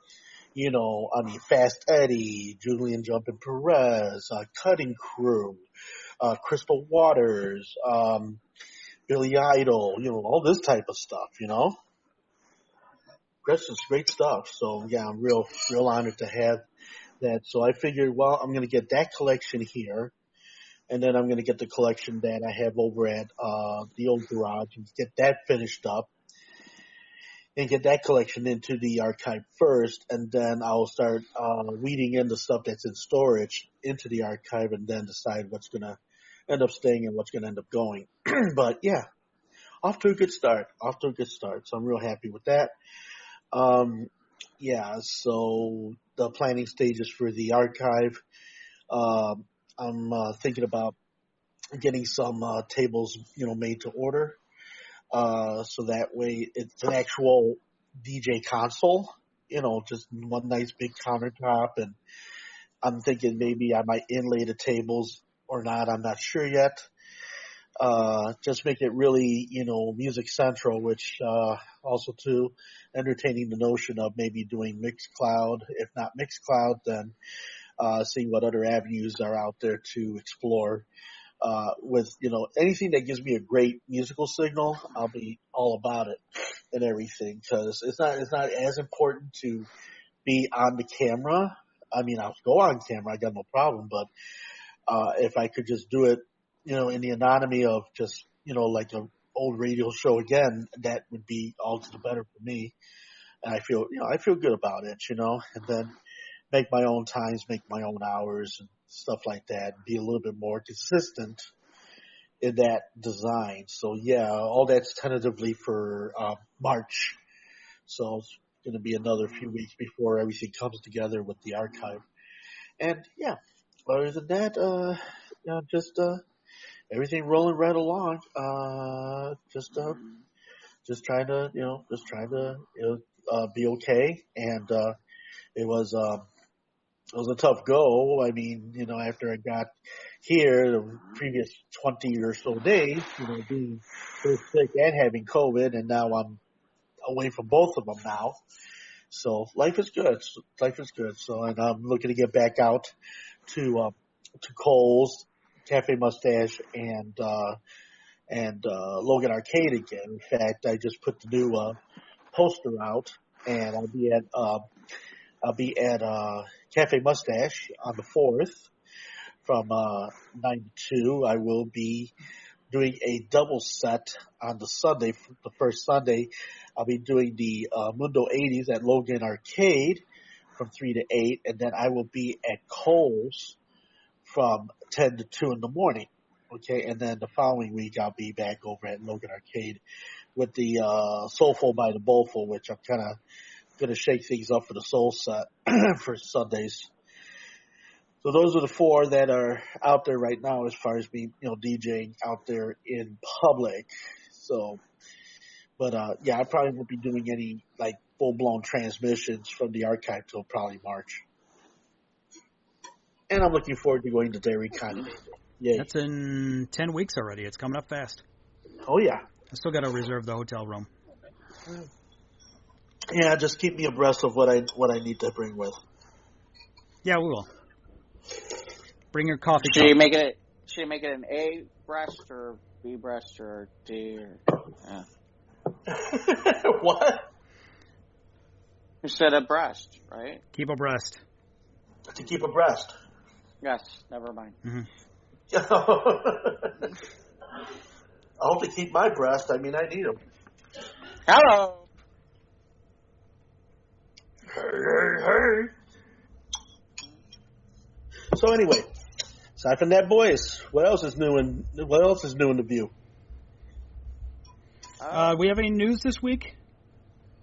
Do we have any news? Aside from the dead celebrities? God rest their souls. So there was a Batman clip that came out this week. I don't know if either of you saw it or not. What? There was a Batman clip that came out this week. I don't know if anybody saw it. From the Batman movie upcoming. I just saw the Batman screen grab of John Turturro. Sparkly back, I've seen the poster, but I haven't seen anything as far as a rush yet. No. Oh no, there was a full clip. There was a full-on clip that they put out that was actually pretty... Yeah, like it says, I haven't seen the clip. I've seen the posters of it. Well, it's on our Squares of the Roundtable Facebook page if you want to go see it. Yeah. If you have the Facebook app, load it onto your mobile device. On your mobile and device. Do a keyword search for Squares of the Roundtable, and you will find our Facebook page. You find all these crazy stories, as well as the neat geeky stories. Yes. So there's that. Yeah, I just caught the screen grab of John Turturro as Falcone. That's all I didn't know he was in it until I saw the screen grab where someone used the famous. Oh, that's called? It's called a screen grab? Okay, yeah, that's what I saw. One man. Alone. You're not alone. You're betrayed by the country he loves. Hello, I'm sitting right over here. You're not alone. I'm here in the car with you. Yes, I'm here in the car with you. That is, in fairness, that is the best thing that they ever did. Revenge of the Fallen had some great moments, but that is like right up there. That is like good movies. That's a good movie moment right there. Yeah. Is where he's literally John Turturro is great.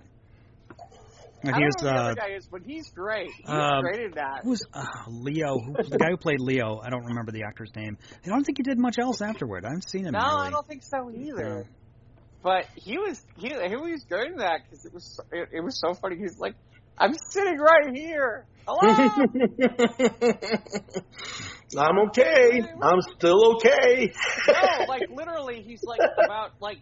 So like Turturro's about to go like do something like crazy. No, like, he's got to draw he's got to draw attention away from the Decepticons while Sam and Michaela got to go rescue Optimus Prime or something. Right. They have to be a diversion. So John Turturro. So Agent Sims is like, it's up to me. It's up to me. One man alone. That's right. About to be, betrayed by the country he loves. About to light their darkest hour or something. Except Sam Witwicky's roommate is with him, so he's like, I'm sitting right here. Yeah. I'm not alone. You're not alone. I'm sitting right here. You tased me, okay? Yeah. Hey, okay. This is a total left turn here, gentlemen. Especially you, Jeff. What's Wordle? It's a game. It's a game. It's a word phone game that is free, apparently. Is it free. only the phone, or is it something that gets played? I think it's an app game. Is it? Yeah. I have yet to play it. It's not that I wouldn't be willing to. It's just I just don't have a interest, I guess, so to speak. Is it like it's like some kind of? It's kind of like. Is it kind of like this is like the next new thing, or this is just like the buzz thing happening now? What? I guess. I mean, people are playing it because a lot of people. First of all, it's free. Free is always helpful, and then people seem to be into it, and it seems to be the new thing because like everybody sees it now on everybody's Facebook page. So everybody is like. I'm amused by that whole people clamp down on one thing and then everybody's got to try it. Everybody's got a bandwagon, yeah. I mean, it's, go ahead and I travel down Instagram, I go down these rabbit holes on Instagram and it's like, this is an app that'll make you look like a Disney character. Yeah, there's that too. I mean, there's that one. Let me see. Then there's Do You Have a Fluffy Kitty, which, okay, I've heard that song played against maybe 50 or 100 different cat videos. And let me see. Then there's what's the other one? Then there's the piece of music where the young girl is busy dancing, and it's just like da da da da da da da, and I'm just like, okay. And everybody seems to zero. I don't think I know that music. No, I don't know that one. Well, okay. All I know is it looks like it's a K-pop art.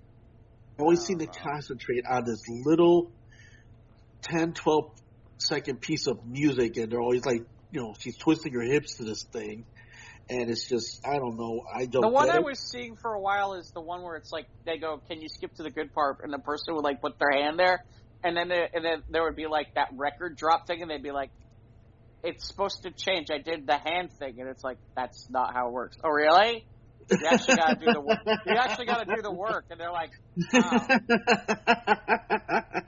because you've seen those videos where it's like, let's skip to the good part, and then they show you like the big transformation thing. Well, there's one now where it's like literally, it's like there was one.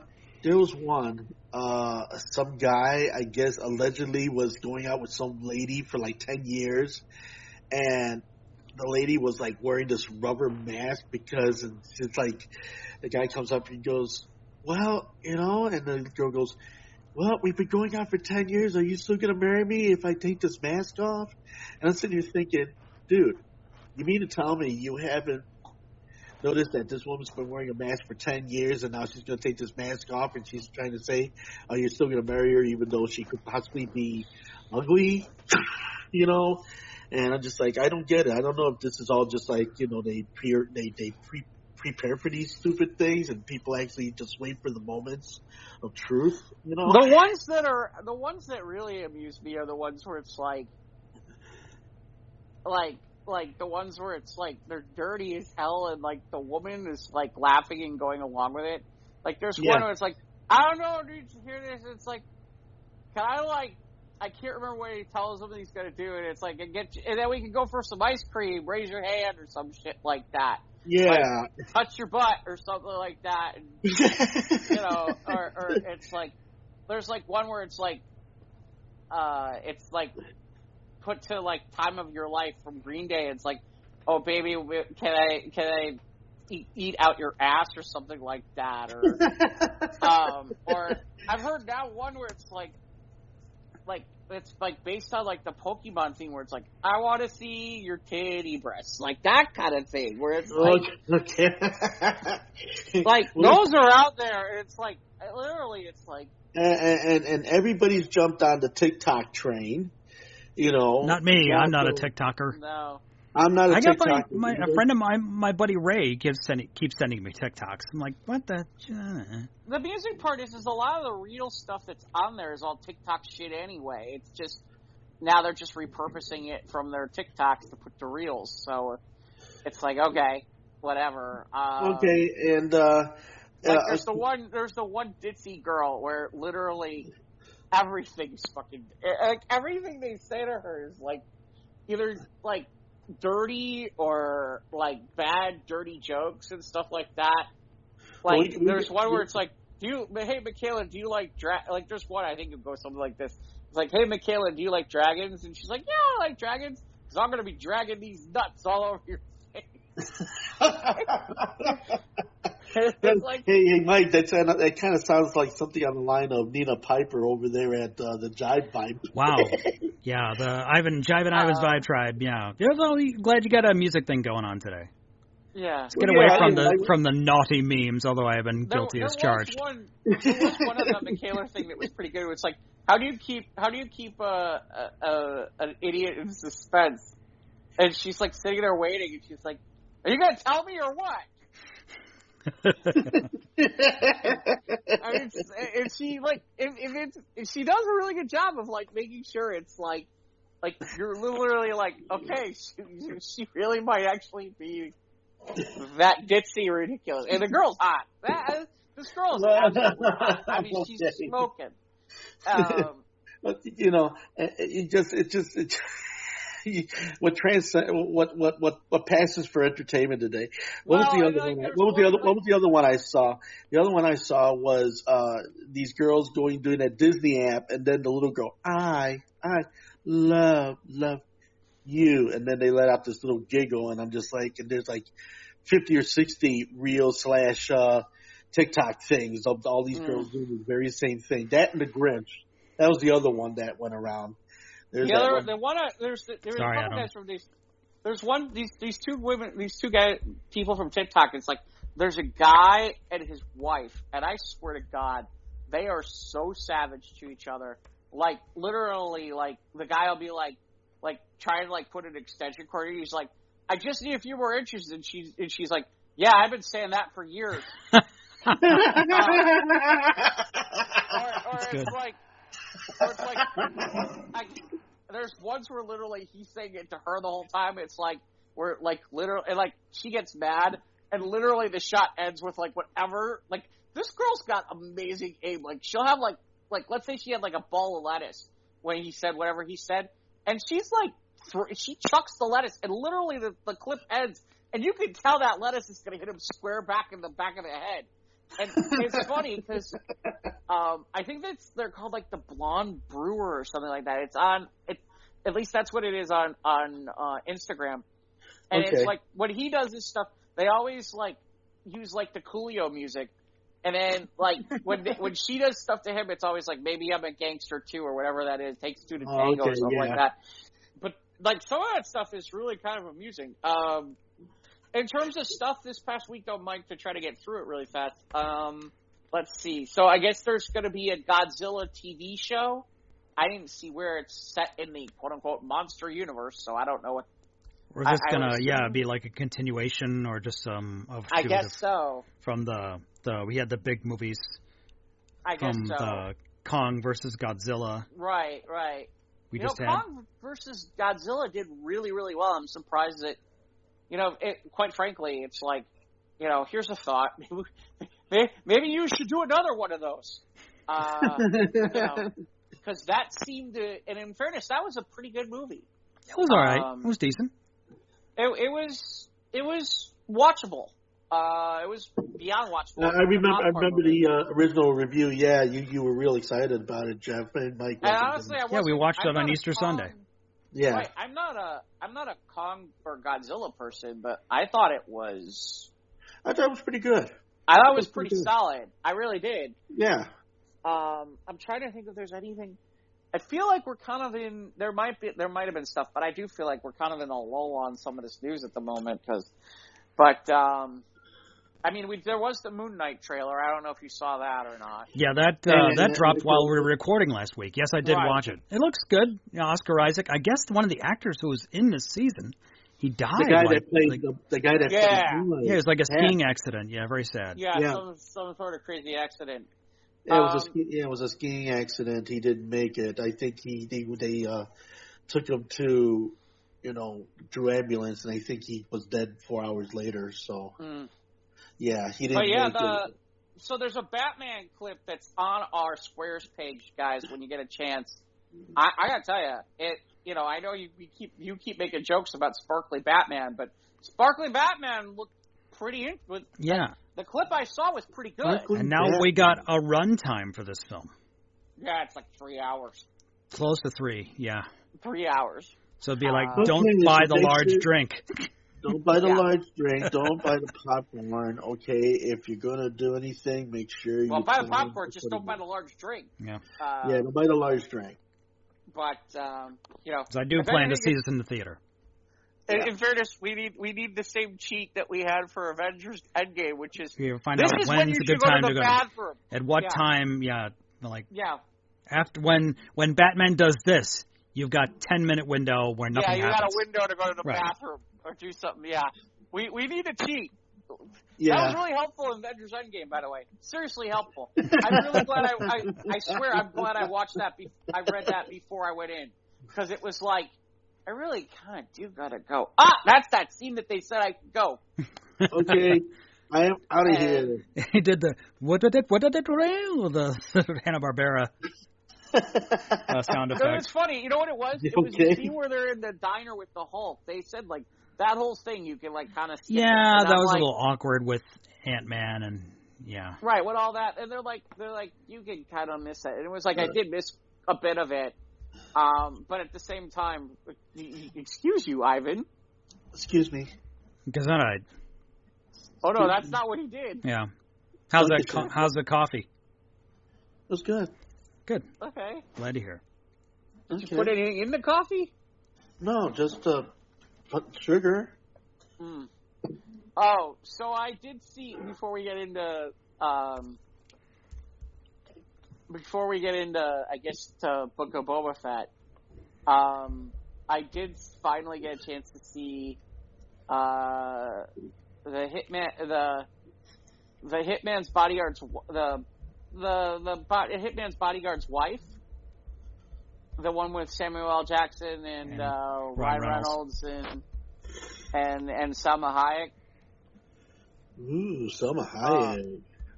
Yeah, she is spoken in that, but that makes me smile. That movie's bad. I mean, it's just bad. It's like, how do you have a movie with those guys and Antonio Banderas and Morgan Freeman? It sucks that bad. Ooh. I mean, how do you get it to be that bad? I mean, maybe too much investment in the star potential. It's like you think at some point somebody sat there and said, "This script is shit." I mean, they could have nobody wanted to be the first guy. That's the problem. I mean, nobody wanted to be that.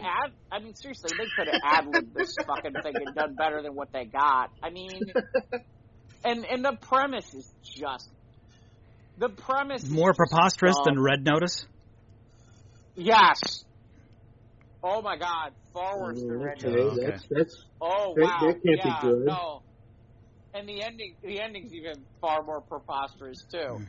I mean, like the ending is like the worst. I mean, literally, I'm like, that's the ending. That's where we're going. I'm like, how is that even possible to be possible? But okay, this is really fucking dumb. So you guys, I mean, seriously. I'm sorry. Like on a yeah man scale, I give it like a 1.5. No, I give it a 1. Whoa. Oh. I give it a 1. It's that bad. Oh. It's that bad. I mean, seriously. It's only one yeah man away from the finger in the ass award. Oh my God, that's bad. I mean, it's bad. I mean, it's really, really. Is it finger in the ass bad? This is. Okay, can I Mystery Science 3000 this fucking bad? Yes, please. No, I mean, that's what I would basically be sitting there saying. Okay, so it's that bad. It's not bad in a good way. It's just bad. So it's definitely a finger up the ass. That's why I didn't hear anyone talk about this film, so. That's terrible. Like, then that's not even one yeah man. That's a finger in the ass bad movie. I mean, it's so funny because it comes off of the fact that they did a really good original movie, which was The Hitman's Bodyguard, and it was it was great. And it was great, and it was a lot of fun, and I was really kind of excited. I'm really glad I didn't see it in the theater. Holy shit, oh my God. I'd have been like, holy shit, somebody give me my money back. Seriously. Fucking give me my money back and do it now. And I want my money back for the fucking popcorn and SOTRT and all of it. Everything. I want my candy money back. Damn it, I want my coat check. Okay, I'm going to take this recliner home because this shit wasn't going on. Oh no. I mean, this finger up the ass bad. I'm out of here. I mean, literally, like, and it was funny because I'm like watching it I'm like, oh, I'm gonna go to bed after this, but I'll at least watch this movie and it'll be cool. And I'm like watching it, and I'm just like, oh fuck, Jesus. The only reason I'm watching this at this point to me, the only reason I'm watching this to the end is just I want to see where the fuck this goes. So you guys are gonna go ahead and talk now about Boba the Slut? No, Boba Fett. Oh, okay, Boba the Fetch. There's something like. There's a picture that I caught. There was a scene in the kitchen where there was in this episode. Yeah, will there be spoilers for episode 4 of Book of Boba Fett? Obviously, if you're listening, then you've had many days to. Yeah. Here we go. Here we go. Count us down, Ivan. 10, 9, 9, 8, 7, 6, 5, 3, 4, 3, 7, 8, 1. And now, time for Boba the Slut Fett thing. Episode 4 of Book of Boba Fett was better, I think, than than the upgrade. I think we might be done because now the droids are like, you are fully healed. So now we don't have these Bacta tank flashbacks. No, don't kid yourself. He's like, I stubbed my toe. Get me back to the Bacta pod. Another flashback. No. Well, you did hear him sit there and say, "Well, there's still internal scarring." So yeah, good luck with that. Yeah. You know. So you like this episode better, huh? Yeah, I found this much more intriguing because it took place more in the present day. We do get the scene where he rescues Fennec, where they leave him for dead. The Mando leaves him for dead, and he rescues her and saves her with these cyborg people. I guess they call themselves mods. I didn't catch that until now. So he rescues her, and she's like, "Oh my God, what happened to me?" And like, "You were dead. I saved you. You're welcome." Blah. Join my tribe. Whatever. Yeah. So he gets his ship. He gets his, because we can't call it Slave One anymore, and a lot of Facebook people are upset with that. So too bad, people. Like, it's called the Fire Spray Gunship for a reason, because that's what it is. Can't call it Slave One anymore. So I'm sorry. But anyway, we can. You can, but Disney we just don't. They choose not to. Disney can't. I can. No, yeah. Mm-hmm. So they have the big heist thing in Bib Fortuna's palace, formerly Jabba the Hutt's palace, and the kitchen scene with the 6-armed chef droid. Was fun. That was great when she uses a welder on his head.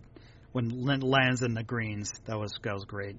Right, and then there's the little droid. Then it was that's the joke around here now. I'll put the picture in the group chat of this picture of Elmer Fett where he's finding the what you call the rat catcher droid, because that's what they thought it was at first. You know, the one droid says, "I'll call the rat catcher," and and it's like kind of scaring the rat catcher droid. I'm like, okay, but it was still fun. It had some pew pew action and some character building between Fennec and Boba, so we know why. You know, if she's kind of hanging out with him, there's nothing else to do. And he explains, and it's like this character growth he's had. You know, spending time with the Tuskens and Almost Left Dead. They saved him. They trained him, and he gained their trust. He was part of their tribe, and it's like I doomed them. And he said this sea change going on with Boba Fett. And he's like, I'm tired of being a bounty hunter, being hired by stupid people to do stupid things that could have been solved with things other than using my talents. Yeah, the part where he's literally like, I'm smarter than all of them. I'm smarter than we're smarter than these idiots who hire us. Yeah, we're smarter. You know, so now he has Black Chewbacca back, and, you know, there's that. So. Yeah. I know he's got another name, but I'm going to keep calling him Black Chewbacca. Yeah, Black Cragalaga. Right, because that name is just ridiculous to try to figure out how to say. Cragalaga. Yeah, whatever. Jennifer Beals is still strangely still attractive with the things off her back of her. I don't know, that just kind of throws me off with those. Oh, the Twi'lek stuff? Yeah, the Twi'lek, yeah. But she's still hot. And we get Finger and Dan and Max Rebo again having them all. Yeah, Max, yeah. So, I don't know if you're aware, so the aliens that Black Chewbacca is beating up are what's known as Trandoshans. Are they little snaggletooths? Is that the one? Based on the toy Snaggletooth? No, they're like Bosk. Okay. They're like Bosk. Bosk the bounty hunter. I don't know if you remember Bosk or not. Bosk, the lizard guy in the orange jumpsuit. Yeah, the lizard guy, yeah. So, Trandoshans have a history of enslaving Wookiees. Uh-oh. And treating... Right! Well, that's why... Oh, that's why he went off on them. Right. Well, that's why I wanted to mention this to you, Mike, because it wasn't just random. Yeah, that was a pretty deep cut. I mean, all the normies aren't going to get it. I didn't. I certainly didn't know. Right. So. Yeah. So Trandoshans and Wookiees have real issues, and because Trandoshans have treated Wookiees like absolute garbage and shit. And so, yeah, you know, and the Trandoshans were exceptionally cruel as owners of Wookiees and enslaving Wookiees. So, yeah, they're notorious. That's a notorious kind of, okay, Trandoshans and Wookiees, they don't get along at all. Got it. That makes much more sense to that scene, yeah. Yeah, that's why I figured I'd drop that to you, because I wasn't sure if you were aware or not. But you caught that right away. Oh, yeah, like, I'm sitting there going... Where, like, almost like the eat badass Wookiee is having kind of a flashback or something. Yeah, he's having a bad day, and it's like, oh, look, some Trandoshans having a good day. Time to ruin them. Yeah, it's like, I can break all these people. That's right. And that's why it was so funny, because it was like, put them down, don't do anything bullshit. Yeah, totally give him the oh, yeah, she's like, oh, you're a champion, you're above such things. Yeah. Totally kissing his ass, and all of a sudden he's like, nah, and just ripped his limb off anyway. And that's why it's that. It's like... That was awesome. No, those fuckers have done a lot to my people. No, I'm gonna dismember one of them. Yep, I buy it entirely. No. It's great. That's why I knew it was coming too. I'm like, there's no way in hell that thing's gonna stay alive. I mean, impressive he does live and let it live. Or it doesn't do anything like break an arm off or something like that. I'm like, no, that's about right. Yeah, I think the interesting part is obviously at the end of the episode is, you know, we get some foreshadowing to... And we hear a certain theme song. Right. So, it seems as though... See what happens on Wednesday. I might even I think I have to work 7 to 5 on Wednesdays. So I got to be up at 6. And then I got to spend the entire day avoiding spoilers on Facebook. You know what the problem is? The problem is that they release the freaking stuff on Disney at like, what is it? Like 3 a.m. Central Time? Yeah, it drops like 2 or 3 in the morning here. Like it drops at like 2 a.m. Central Time. So it's like, on the West Coast, it's like midnight. And it's like, oh, perfect. Like, you know, there's people like, oh, midnight, I can watch for 40 minutes and then go to bed. So, like, the entire West, like, most of the people on the West Coast, it's like, okay, I'm going to watch the Book of Boba Fett and go to bed. Yep. You know, on the East Coast, people are waking up early in the morning and they're like, oh, okay, I can watch this before I go to work. The Midwest folks, it's like, okay, this is the middle of the night and I'm not going to get up early enough to watch this. So it's like, okay, when am I finding time to watch this today? You know, that's the problematic part in some ways. But yeah, I don't know. But yeah, here's the real question: do we think it's anybody but besides Mando who's showing up? It might be Bo-Katan. I don't know. Yeah, I mean, do we think that Boba Fett will pull somebody else we're not expecting? Who knows? We don't know, but we did. Like, do we think it's any? He has a very distinct theme song, though. Right. No, I mean, granted, that's coming. Mando's coming. There's no question of that. I'm just thinking, like, for example, I mean, you know, Boba Fett knows a lot of bounty hunters. You know, Boba Fett knows a lot of bounty hunters and a lot of dudes. Like, you know, there's that scene in Empire Strikes Back. Yeah, the whole lineup, you know, bounty hunters, we don't need this there's that whole scum. lineup of guys, and so there's a part of me where it's like, well, okay, you can't imagine that he couldn't hire a bunch of those guys. Yeah, the dude wrapped in all the towels. Right, like Dengar. Dengar, that's his name, thank you. Dengar, yeah. Obviously, he's not hiring Boss. He's not hiring Boss for obvious reasons. Mm. But, you know, maybe IG-88, maybe Suckus, you know. Ooh, maybe another IG droid, yeah. Right, you know. Well, there's IG-88, there is a specificness to IG-88 from the bounty hunter, though, because he's actually sentient. And there is a story that at one point IG-88 almost took over the second Death Star, but okay, that's out there. That at one point was canon, but I don't think it is now.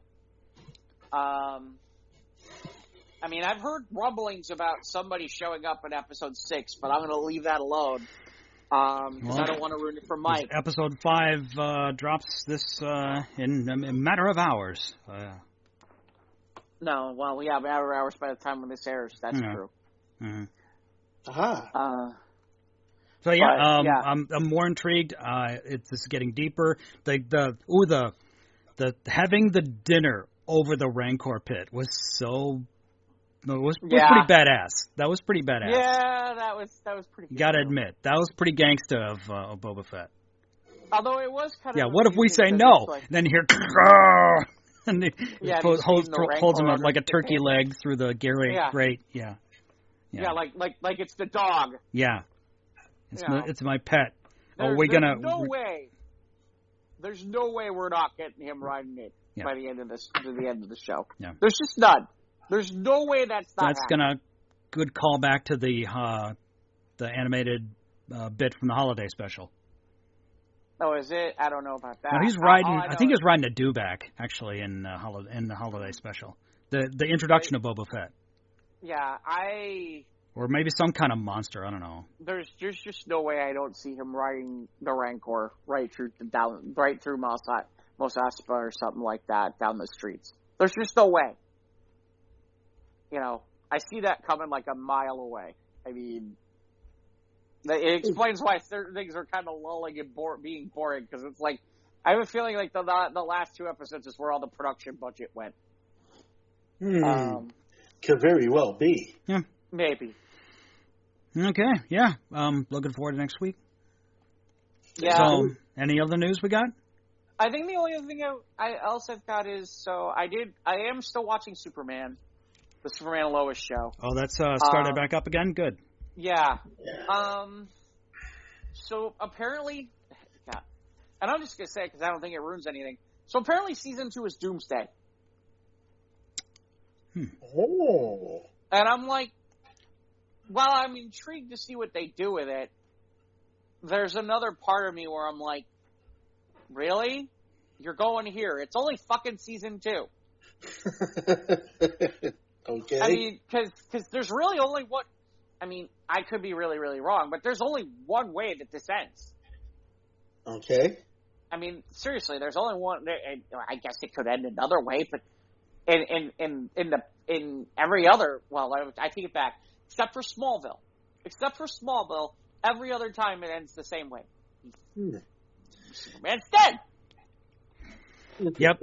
So, your plan you know what happens when Doomsday shows up. Yes. Right. So your plan is to kill Superman by the end of the season. Yes. Is that the plan? Because this seems fucking stupid. He can get better. I mean, I understand it, but it's like, really? That's your season 2. That's your season 2. You couldn't think of anything better to do in season 2 than to bring in Doomsday in season 2. So season 1 was Zod. Well, I shouldn't say Zod. It was a Krypton thing. Season 2 is Doomsday. It's like, really? What, you just didn't feel like paying John Cryer? Is that the problem here? is that, seriously? Where did all the money go? Well, it's not so much the money. It's like one of the things that this show is really missing is technically an antagonist that can be a long-term antagonist. And Lex Luthor is that character for Superman, and yet, so far, we've not seen Lex Luthor. And the closest they've gotten... Maybe they're looking to do something a little less with Lex Luthor. I mean, because isn't Lex Luthor, for most of the Superman lore, he's pretty much been in the mix. He's always been the fly in the ointment. Well, yeah, but that's the point, is that to not have him... I mean, now, in fairness, they were using him in Supergirl, and Supergirl just ended, and I get it. At the same time, there is a part of me where I'm like, okay, so there's 2 things going on so far this season that regarding to Superman related, and we're not talking about the kid shit. Okay? Right. One is it seems Doomsday is back. 2, the second thing is, okay, so Superman and the United States government are having their issues again. Okay, so they're at odds again. Okay. Right. They're at the okay. You don't get persona non grata anymore to like run around and do things and I don't want to give any more away, but again, so we're doing Superman versus the United States government as the major antagonist, it seems, and Doomsday as the other antagonist. And it's kind of like I'm just kind of sitting there and I'm like, really, this is what you decided to do? Is okay? So we're gonna do the alien versus the government story, and then we're gonna have the monster at the same time. We're gonna have the monster show up that kills him in the end. And I'm just like, I don't know. I just don't. I don't know. Does that seem like formula to you? It's not so much formula. It's just you're talking about Superman, and yeah, and Superman has some rogues gallery, not a ton. There's a lot, but there are a lot of stories and a lot of different things you can do with him. At the same time, it's like a lot of it gets spurred on. Yeah, and like it's funny how we had Doomsday in Krypton, and that they never were able to expound on that. Right, they didn't get. Well, they were going to. They were going to, but the show got canceled. I mean, at one point, he is loose at some point on Krypton, and then we just never got to it because we didn't get a season 3. But he was running loose on Krypton, so maybe within the framework of this show, the possibility is there, but now the likelihood of it actually taking place, do you think, or no? What? Oh, Doomsday? Well, I mean, they've been pretty obvious that that's what they're doing. And they've admitted that that's what they're doing it. So there's that. And to me, they've admitted their producers have admitted that Doomsday is they're doing Doomsday in season 2, which, like I said, I just kind of sit there and I'm like, I get there's only so much of a shelf life on a show, but this is your decision of where you're going to go in season 2. Okay. All right, if this is where you're going to go in season 2, where are you going in season? What villains are you looking at for season 3? Okay. I mean, unless you're finally going to bring Lex Luthor in season 3 and set that up, I don't know. I mean, like after that, it's like, all right, so you've done. So that'd be You've done a Krypton story. Okay. You've done a Kryptonish, almost kind of Zod-ish kind of story. Although not exactly Zod, so they could possibly bring back Zod. And going straight to so I guess, which means that you could go and you could bring back Zod. I guess they could go back to Zod. But once you get to there, it's like, all right. I mean, I'm trying to think about Superman's villains. I mean, okay, Mr. Mxyzptlk. You plan on bringing in Mr. Mxyzptlk in this show? Doesn't seem like it fits this particular show. I guess you could, I mean, Supergirl just did Manchester Black. Supergirl just did Manchester Black. Well, in terms of, as in that character showed up in the Supergirl show. Okay. I mean, I'm trying to think, we didn't have the Parasite. I don't know. I mean, I guess you could make up. I mean, there are some other DC villains that you could bring in that aren't Superman related that you could suddenly bring in. I mean, there's certainly, if you wanted to use CW verse villains, suddenly you could go that route if you wanted to. Yeah, okay, but for the fans. And well, that's what I mean. Yeah, and I'm thinking of all those non-Superman villains against, okay, let's say Lex Luthor and such. I mean, do you see the fans actually gravitating more towards the non-quite Superman villains against maybe the reappearance of Lex Luthor? Well, the more amusing thing would be is if you added those villains with, like... Well, you gotta, if you're bringing Lex Luthor into Superman and Lois, then I demand Nuclear Man. Okay. Maybe. Maybe. Nuclear Man. Yes. They could. It would be interesting. Like you could. I guess the Atomic Skull has always been an interesting villain for Superman. Yeah, but he had some great moments in the DC animated Warner Brothers. But he's not. It's not like you could do a lot with him. Is he kind of like a simple villain? Is that what this is? He's more of a brutish villain. There's only so much you can do with that. With brute force, right? Right. It's especially with the way that show is set up. It's like, okay, what's your plan here? They need to come up with a villain that isn't, that just. I guess you could do Bizarro. Just one that just doesn't quit.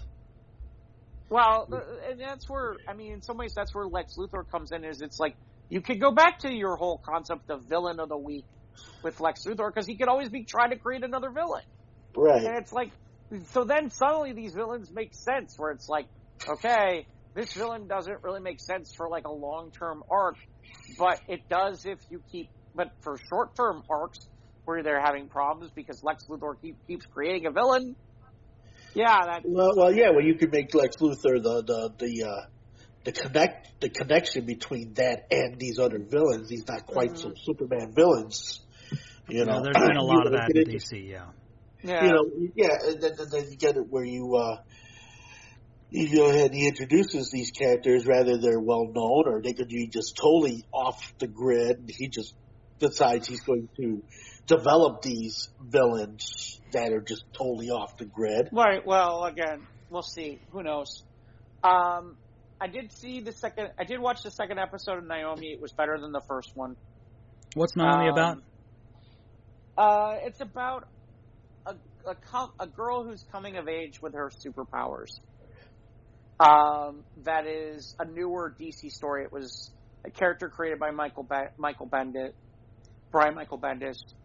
The first episode wasn't so good, but the second episode kind of settled in, and so I'll be curious to see. I'll give it another couple episodes or two to see where we're going with this. But the second episode was much better than the first. Okay, I was really ready to like chuck it after the first episode. I'm like, this isn't going to work for me. But the second episode, I taped it. I figured I'd give it a shot, and I was like, all right, we'll give it a shot. We'll give it a look. So.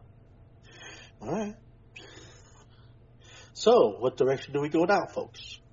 I think the only thing I was going to mention is, for you guys, so I don't know if you guys have seen Fox has this new show that they've got out called The Cleaning Lady. No, I've Have you guys heard about this? No, I've not. Ironically, it's on while we record. No, I haven't heard of it. No. And it's based on an Argentinian show, and I gotta be honest, not bad. Oh. Well. What's the premise of the show? The premise is basically this woman who was a doctor but is here illegally with her son because there's a woman who's a doctor. She's here in the country, but right now she's here illegally because her visa expired while she's waiting to try to get her son into some experimental treatment here in the United States. So while she's been doing that, she's been cleaning like being a cleaning lady. Well, she happens to be cleaning at these fights, at these kind of like warehouse, one of those like warehouse fight kind of things. And okay. as she's finishing up, and she's there, and nobody realized it, she accidentally sees somebody get shot. Oh, sure. And to get herself out of it, she kind of convinces them that they're like, because they have to clean up to make sure that like this place doesn't look like there was a crime scene. So she's like, no, you're doing this. You need to do this. You need to do that. And he's like, all right, clean it. And next thing you know, she's working for like this mafia boss, this mafia guy to like clean crime scenes. To kind of clean up where everybody messed up. Right. When something happens, like to clean it up.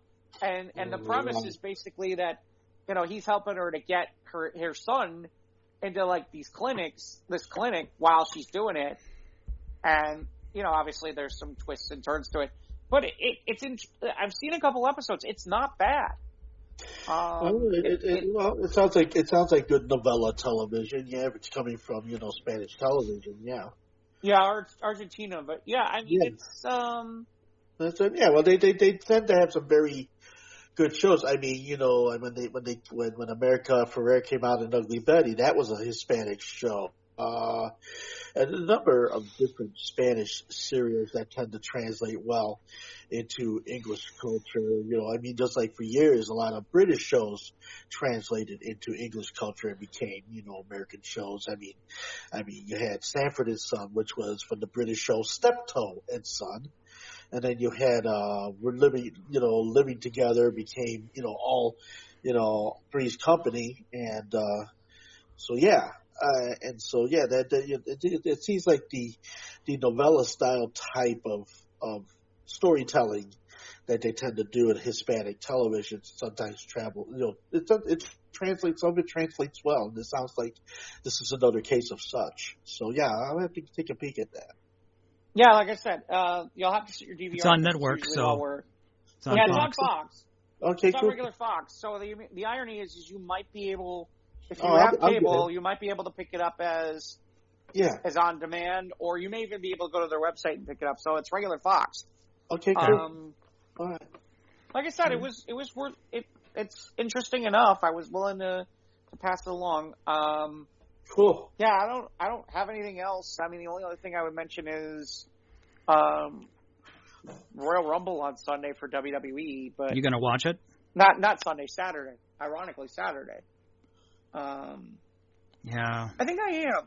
I am because it's Saturday, and it's part. Is it going to be on Peacock or is it going to be on? Yes. Okay. Oh, good. Yeah. No, it's so WWE Network it dissolved by Peacock, right? Entirely. Mm-hmm. So if you have Peacock, you get all the WWE programming, including all the pay-per-views. So, all right then. So Peacock's the way to go. Yeah, like I said, it's funny because they were talking about the fact that it's like, people are like, oh, Peacock's not doing great. It's like, no, Peacock doing okay because they absorbed the entire WWE network. Right. So, that's gonna amp up their viewership a bit. Right. Well, because every month WWE's putting on a live, quote unquote, kind of pay-per-view show, and certain ones are more popular than other ones. So, like, for example, like the Royal Rumble is always more popular because it's like this battle royal thing, and usually it determines who's going to go to the main event of WrestleMania. So that's always that's a big draw. That's a big draw program. Right, and there's usually cameos and stuff like that, and because it's a battle royal, you never know who you can throw in there. Right. As the person who we don't know who's coming out, who's coming out next, because of the way the concept is. Right. It's always, Royal Rumble's always usually a good show, especially now, because, it was a good show before. Now that there's a women's battle Royal Rumble and a men's Royal Rumble, it's really bang. Honestly, it's the WWE's biggest bang for buck that there is. Because you get the men's Royal Rumble, you get the women's Royal Rumble, and then you get a couple other matches in between. And one of the matches, that sounds like a good afternoon's view. No, I think it's evening. I think it's like 6 Central time. A good evening view then. All right. And I think one of the matches is Bobby Lashley versus Brock Lesnar. It'll be interesting to see how that goes. I think there's that, and there's Seth Rollins versus, again, like you guys might not know these names, but they have two pretty good matchups for their championships too.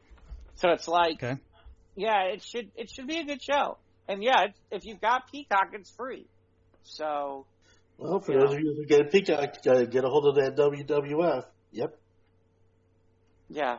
Well, the World Wildlife Federation. No, that's no, not the WWF, Ivan. It hasn't been the WWF. I know. It hasn't been the WWF for a very long time, Ivan. At this point, it has been really a while. It's like, yeah. Yeah. But if you want to watch pandas hitting each other with chairs, you can go. That's true. He's on the top rope. He hits it with his feet. Oh no! Look at that monkey flying over the top rope of the. The panda's got a chair. He's got a foreign object in the ring. Oh no! He can't knock that elephant over. Panda cage match. It's Panda-monium here in the ring. Panda-monium. I think with that we can get out of here. Yeah. The only other thing I was going to mention is. The only other thing I was going to mention though was 3 things ago. No, sorry, but this is kind of good because I don't know if you guys have caught Dick Butkus on Twitter. Yeah, he totally owned Aaron Rodgers. Dick Butkus on Twitter is you mean Karen Rodgers? Yeah, but Dick Butkus on Twitter is kind of Iron Sheik light. Iron Sheik light. There's a term, Iron Sheik light. Yes, back when we used to plug the Iron Sheik on Twitter. I guess they had a Twitter exchange, by the way, the two of them. A cordial one. Iron Sheik is very happy that Dick Butkus is on Twitter. But yeah, Dick Butkus is becoming quite the follow, and it's funny because he's like, he's kind of making jokes about it. He's like, I hear I'm trendy now, like that kind of stuff. So, like I said, I thought I'd mention it. I don't know if either one of you was following him or not. No, like I said, don't do much of the Twitters. It was fun. Here's where I will say it's funny.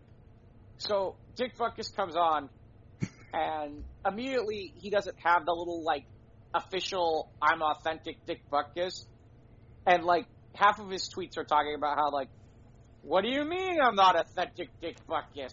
How come you Twitter people don't understand? Like Twitter denied him at first. It was really pretty funny because they didn't think he was a real Dick Butkus, like that kind of stuff. It was pretty good.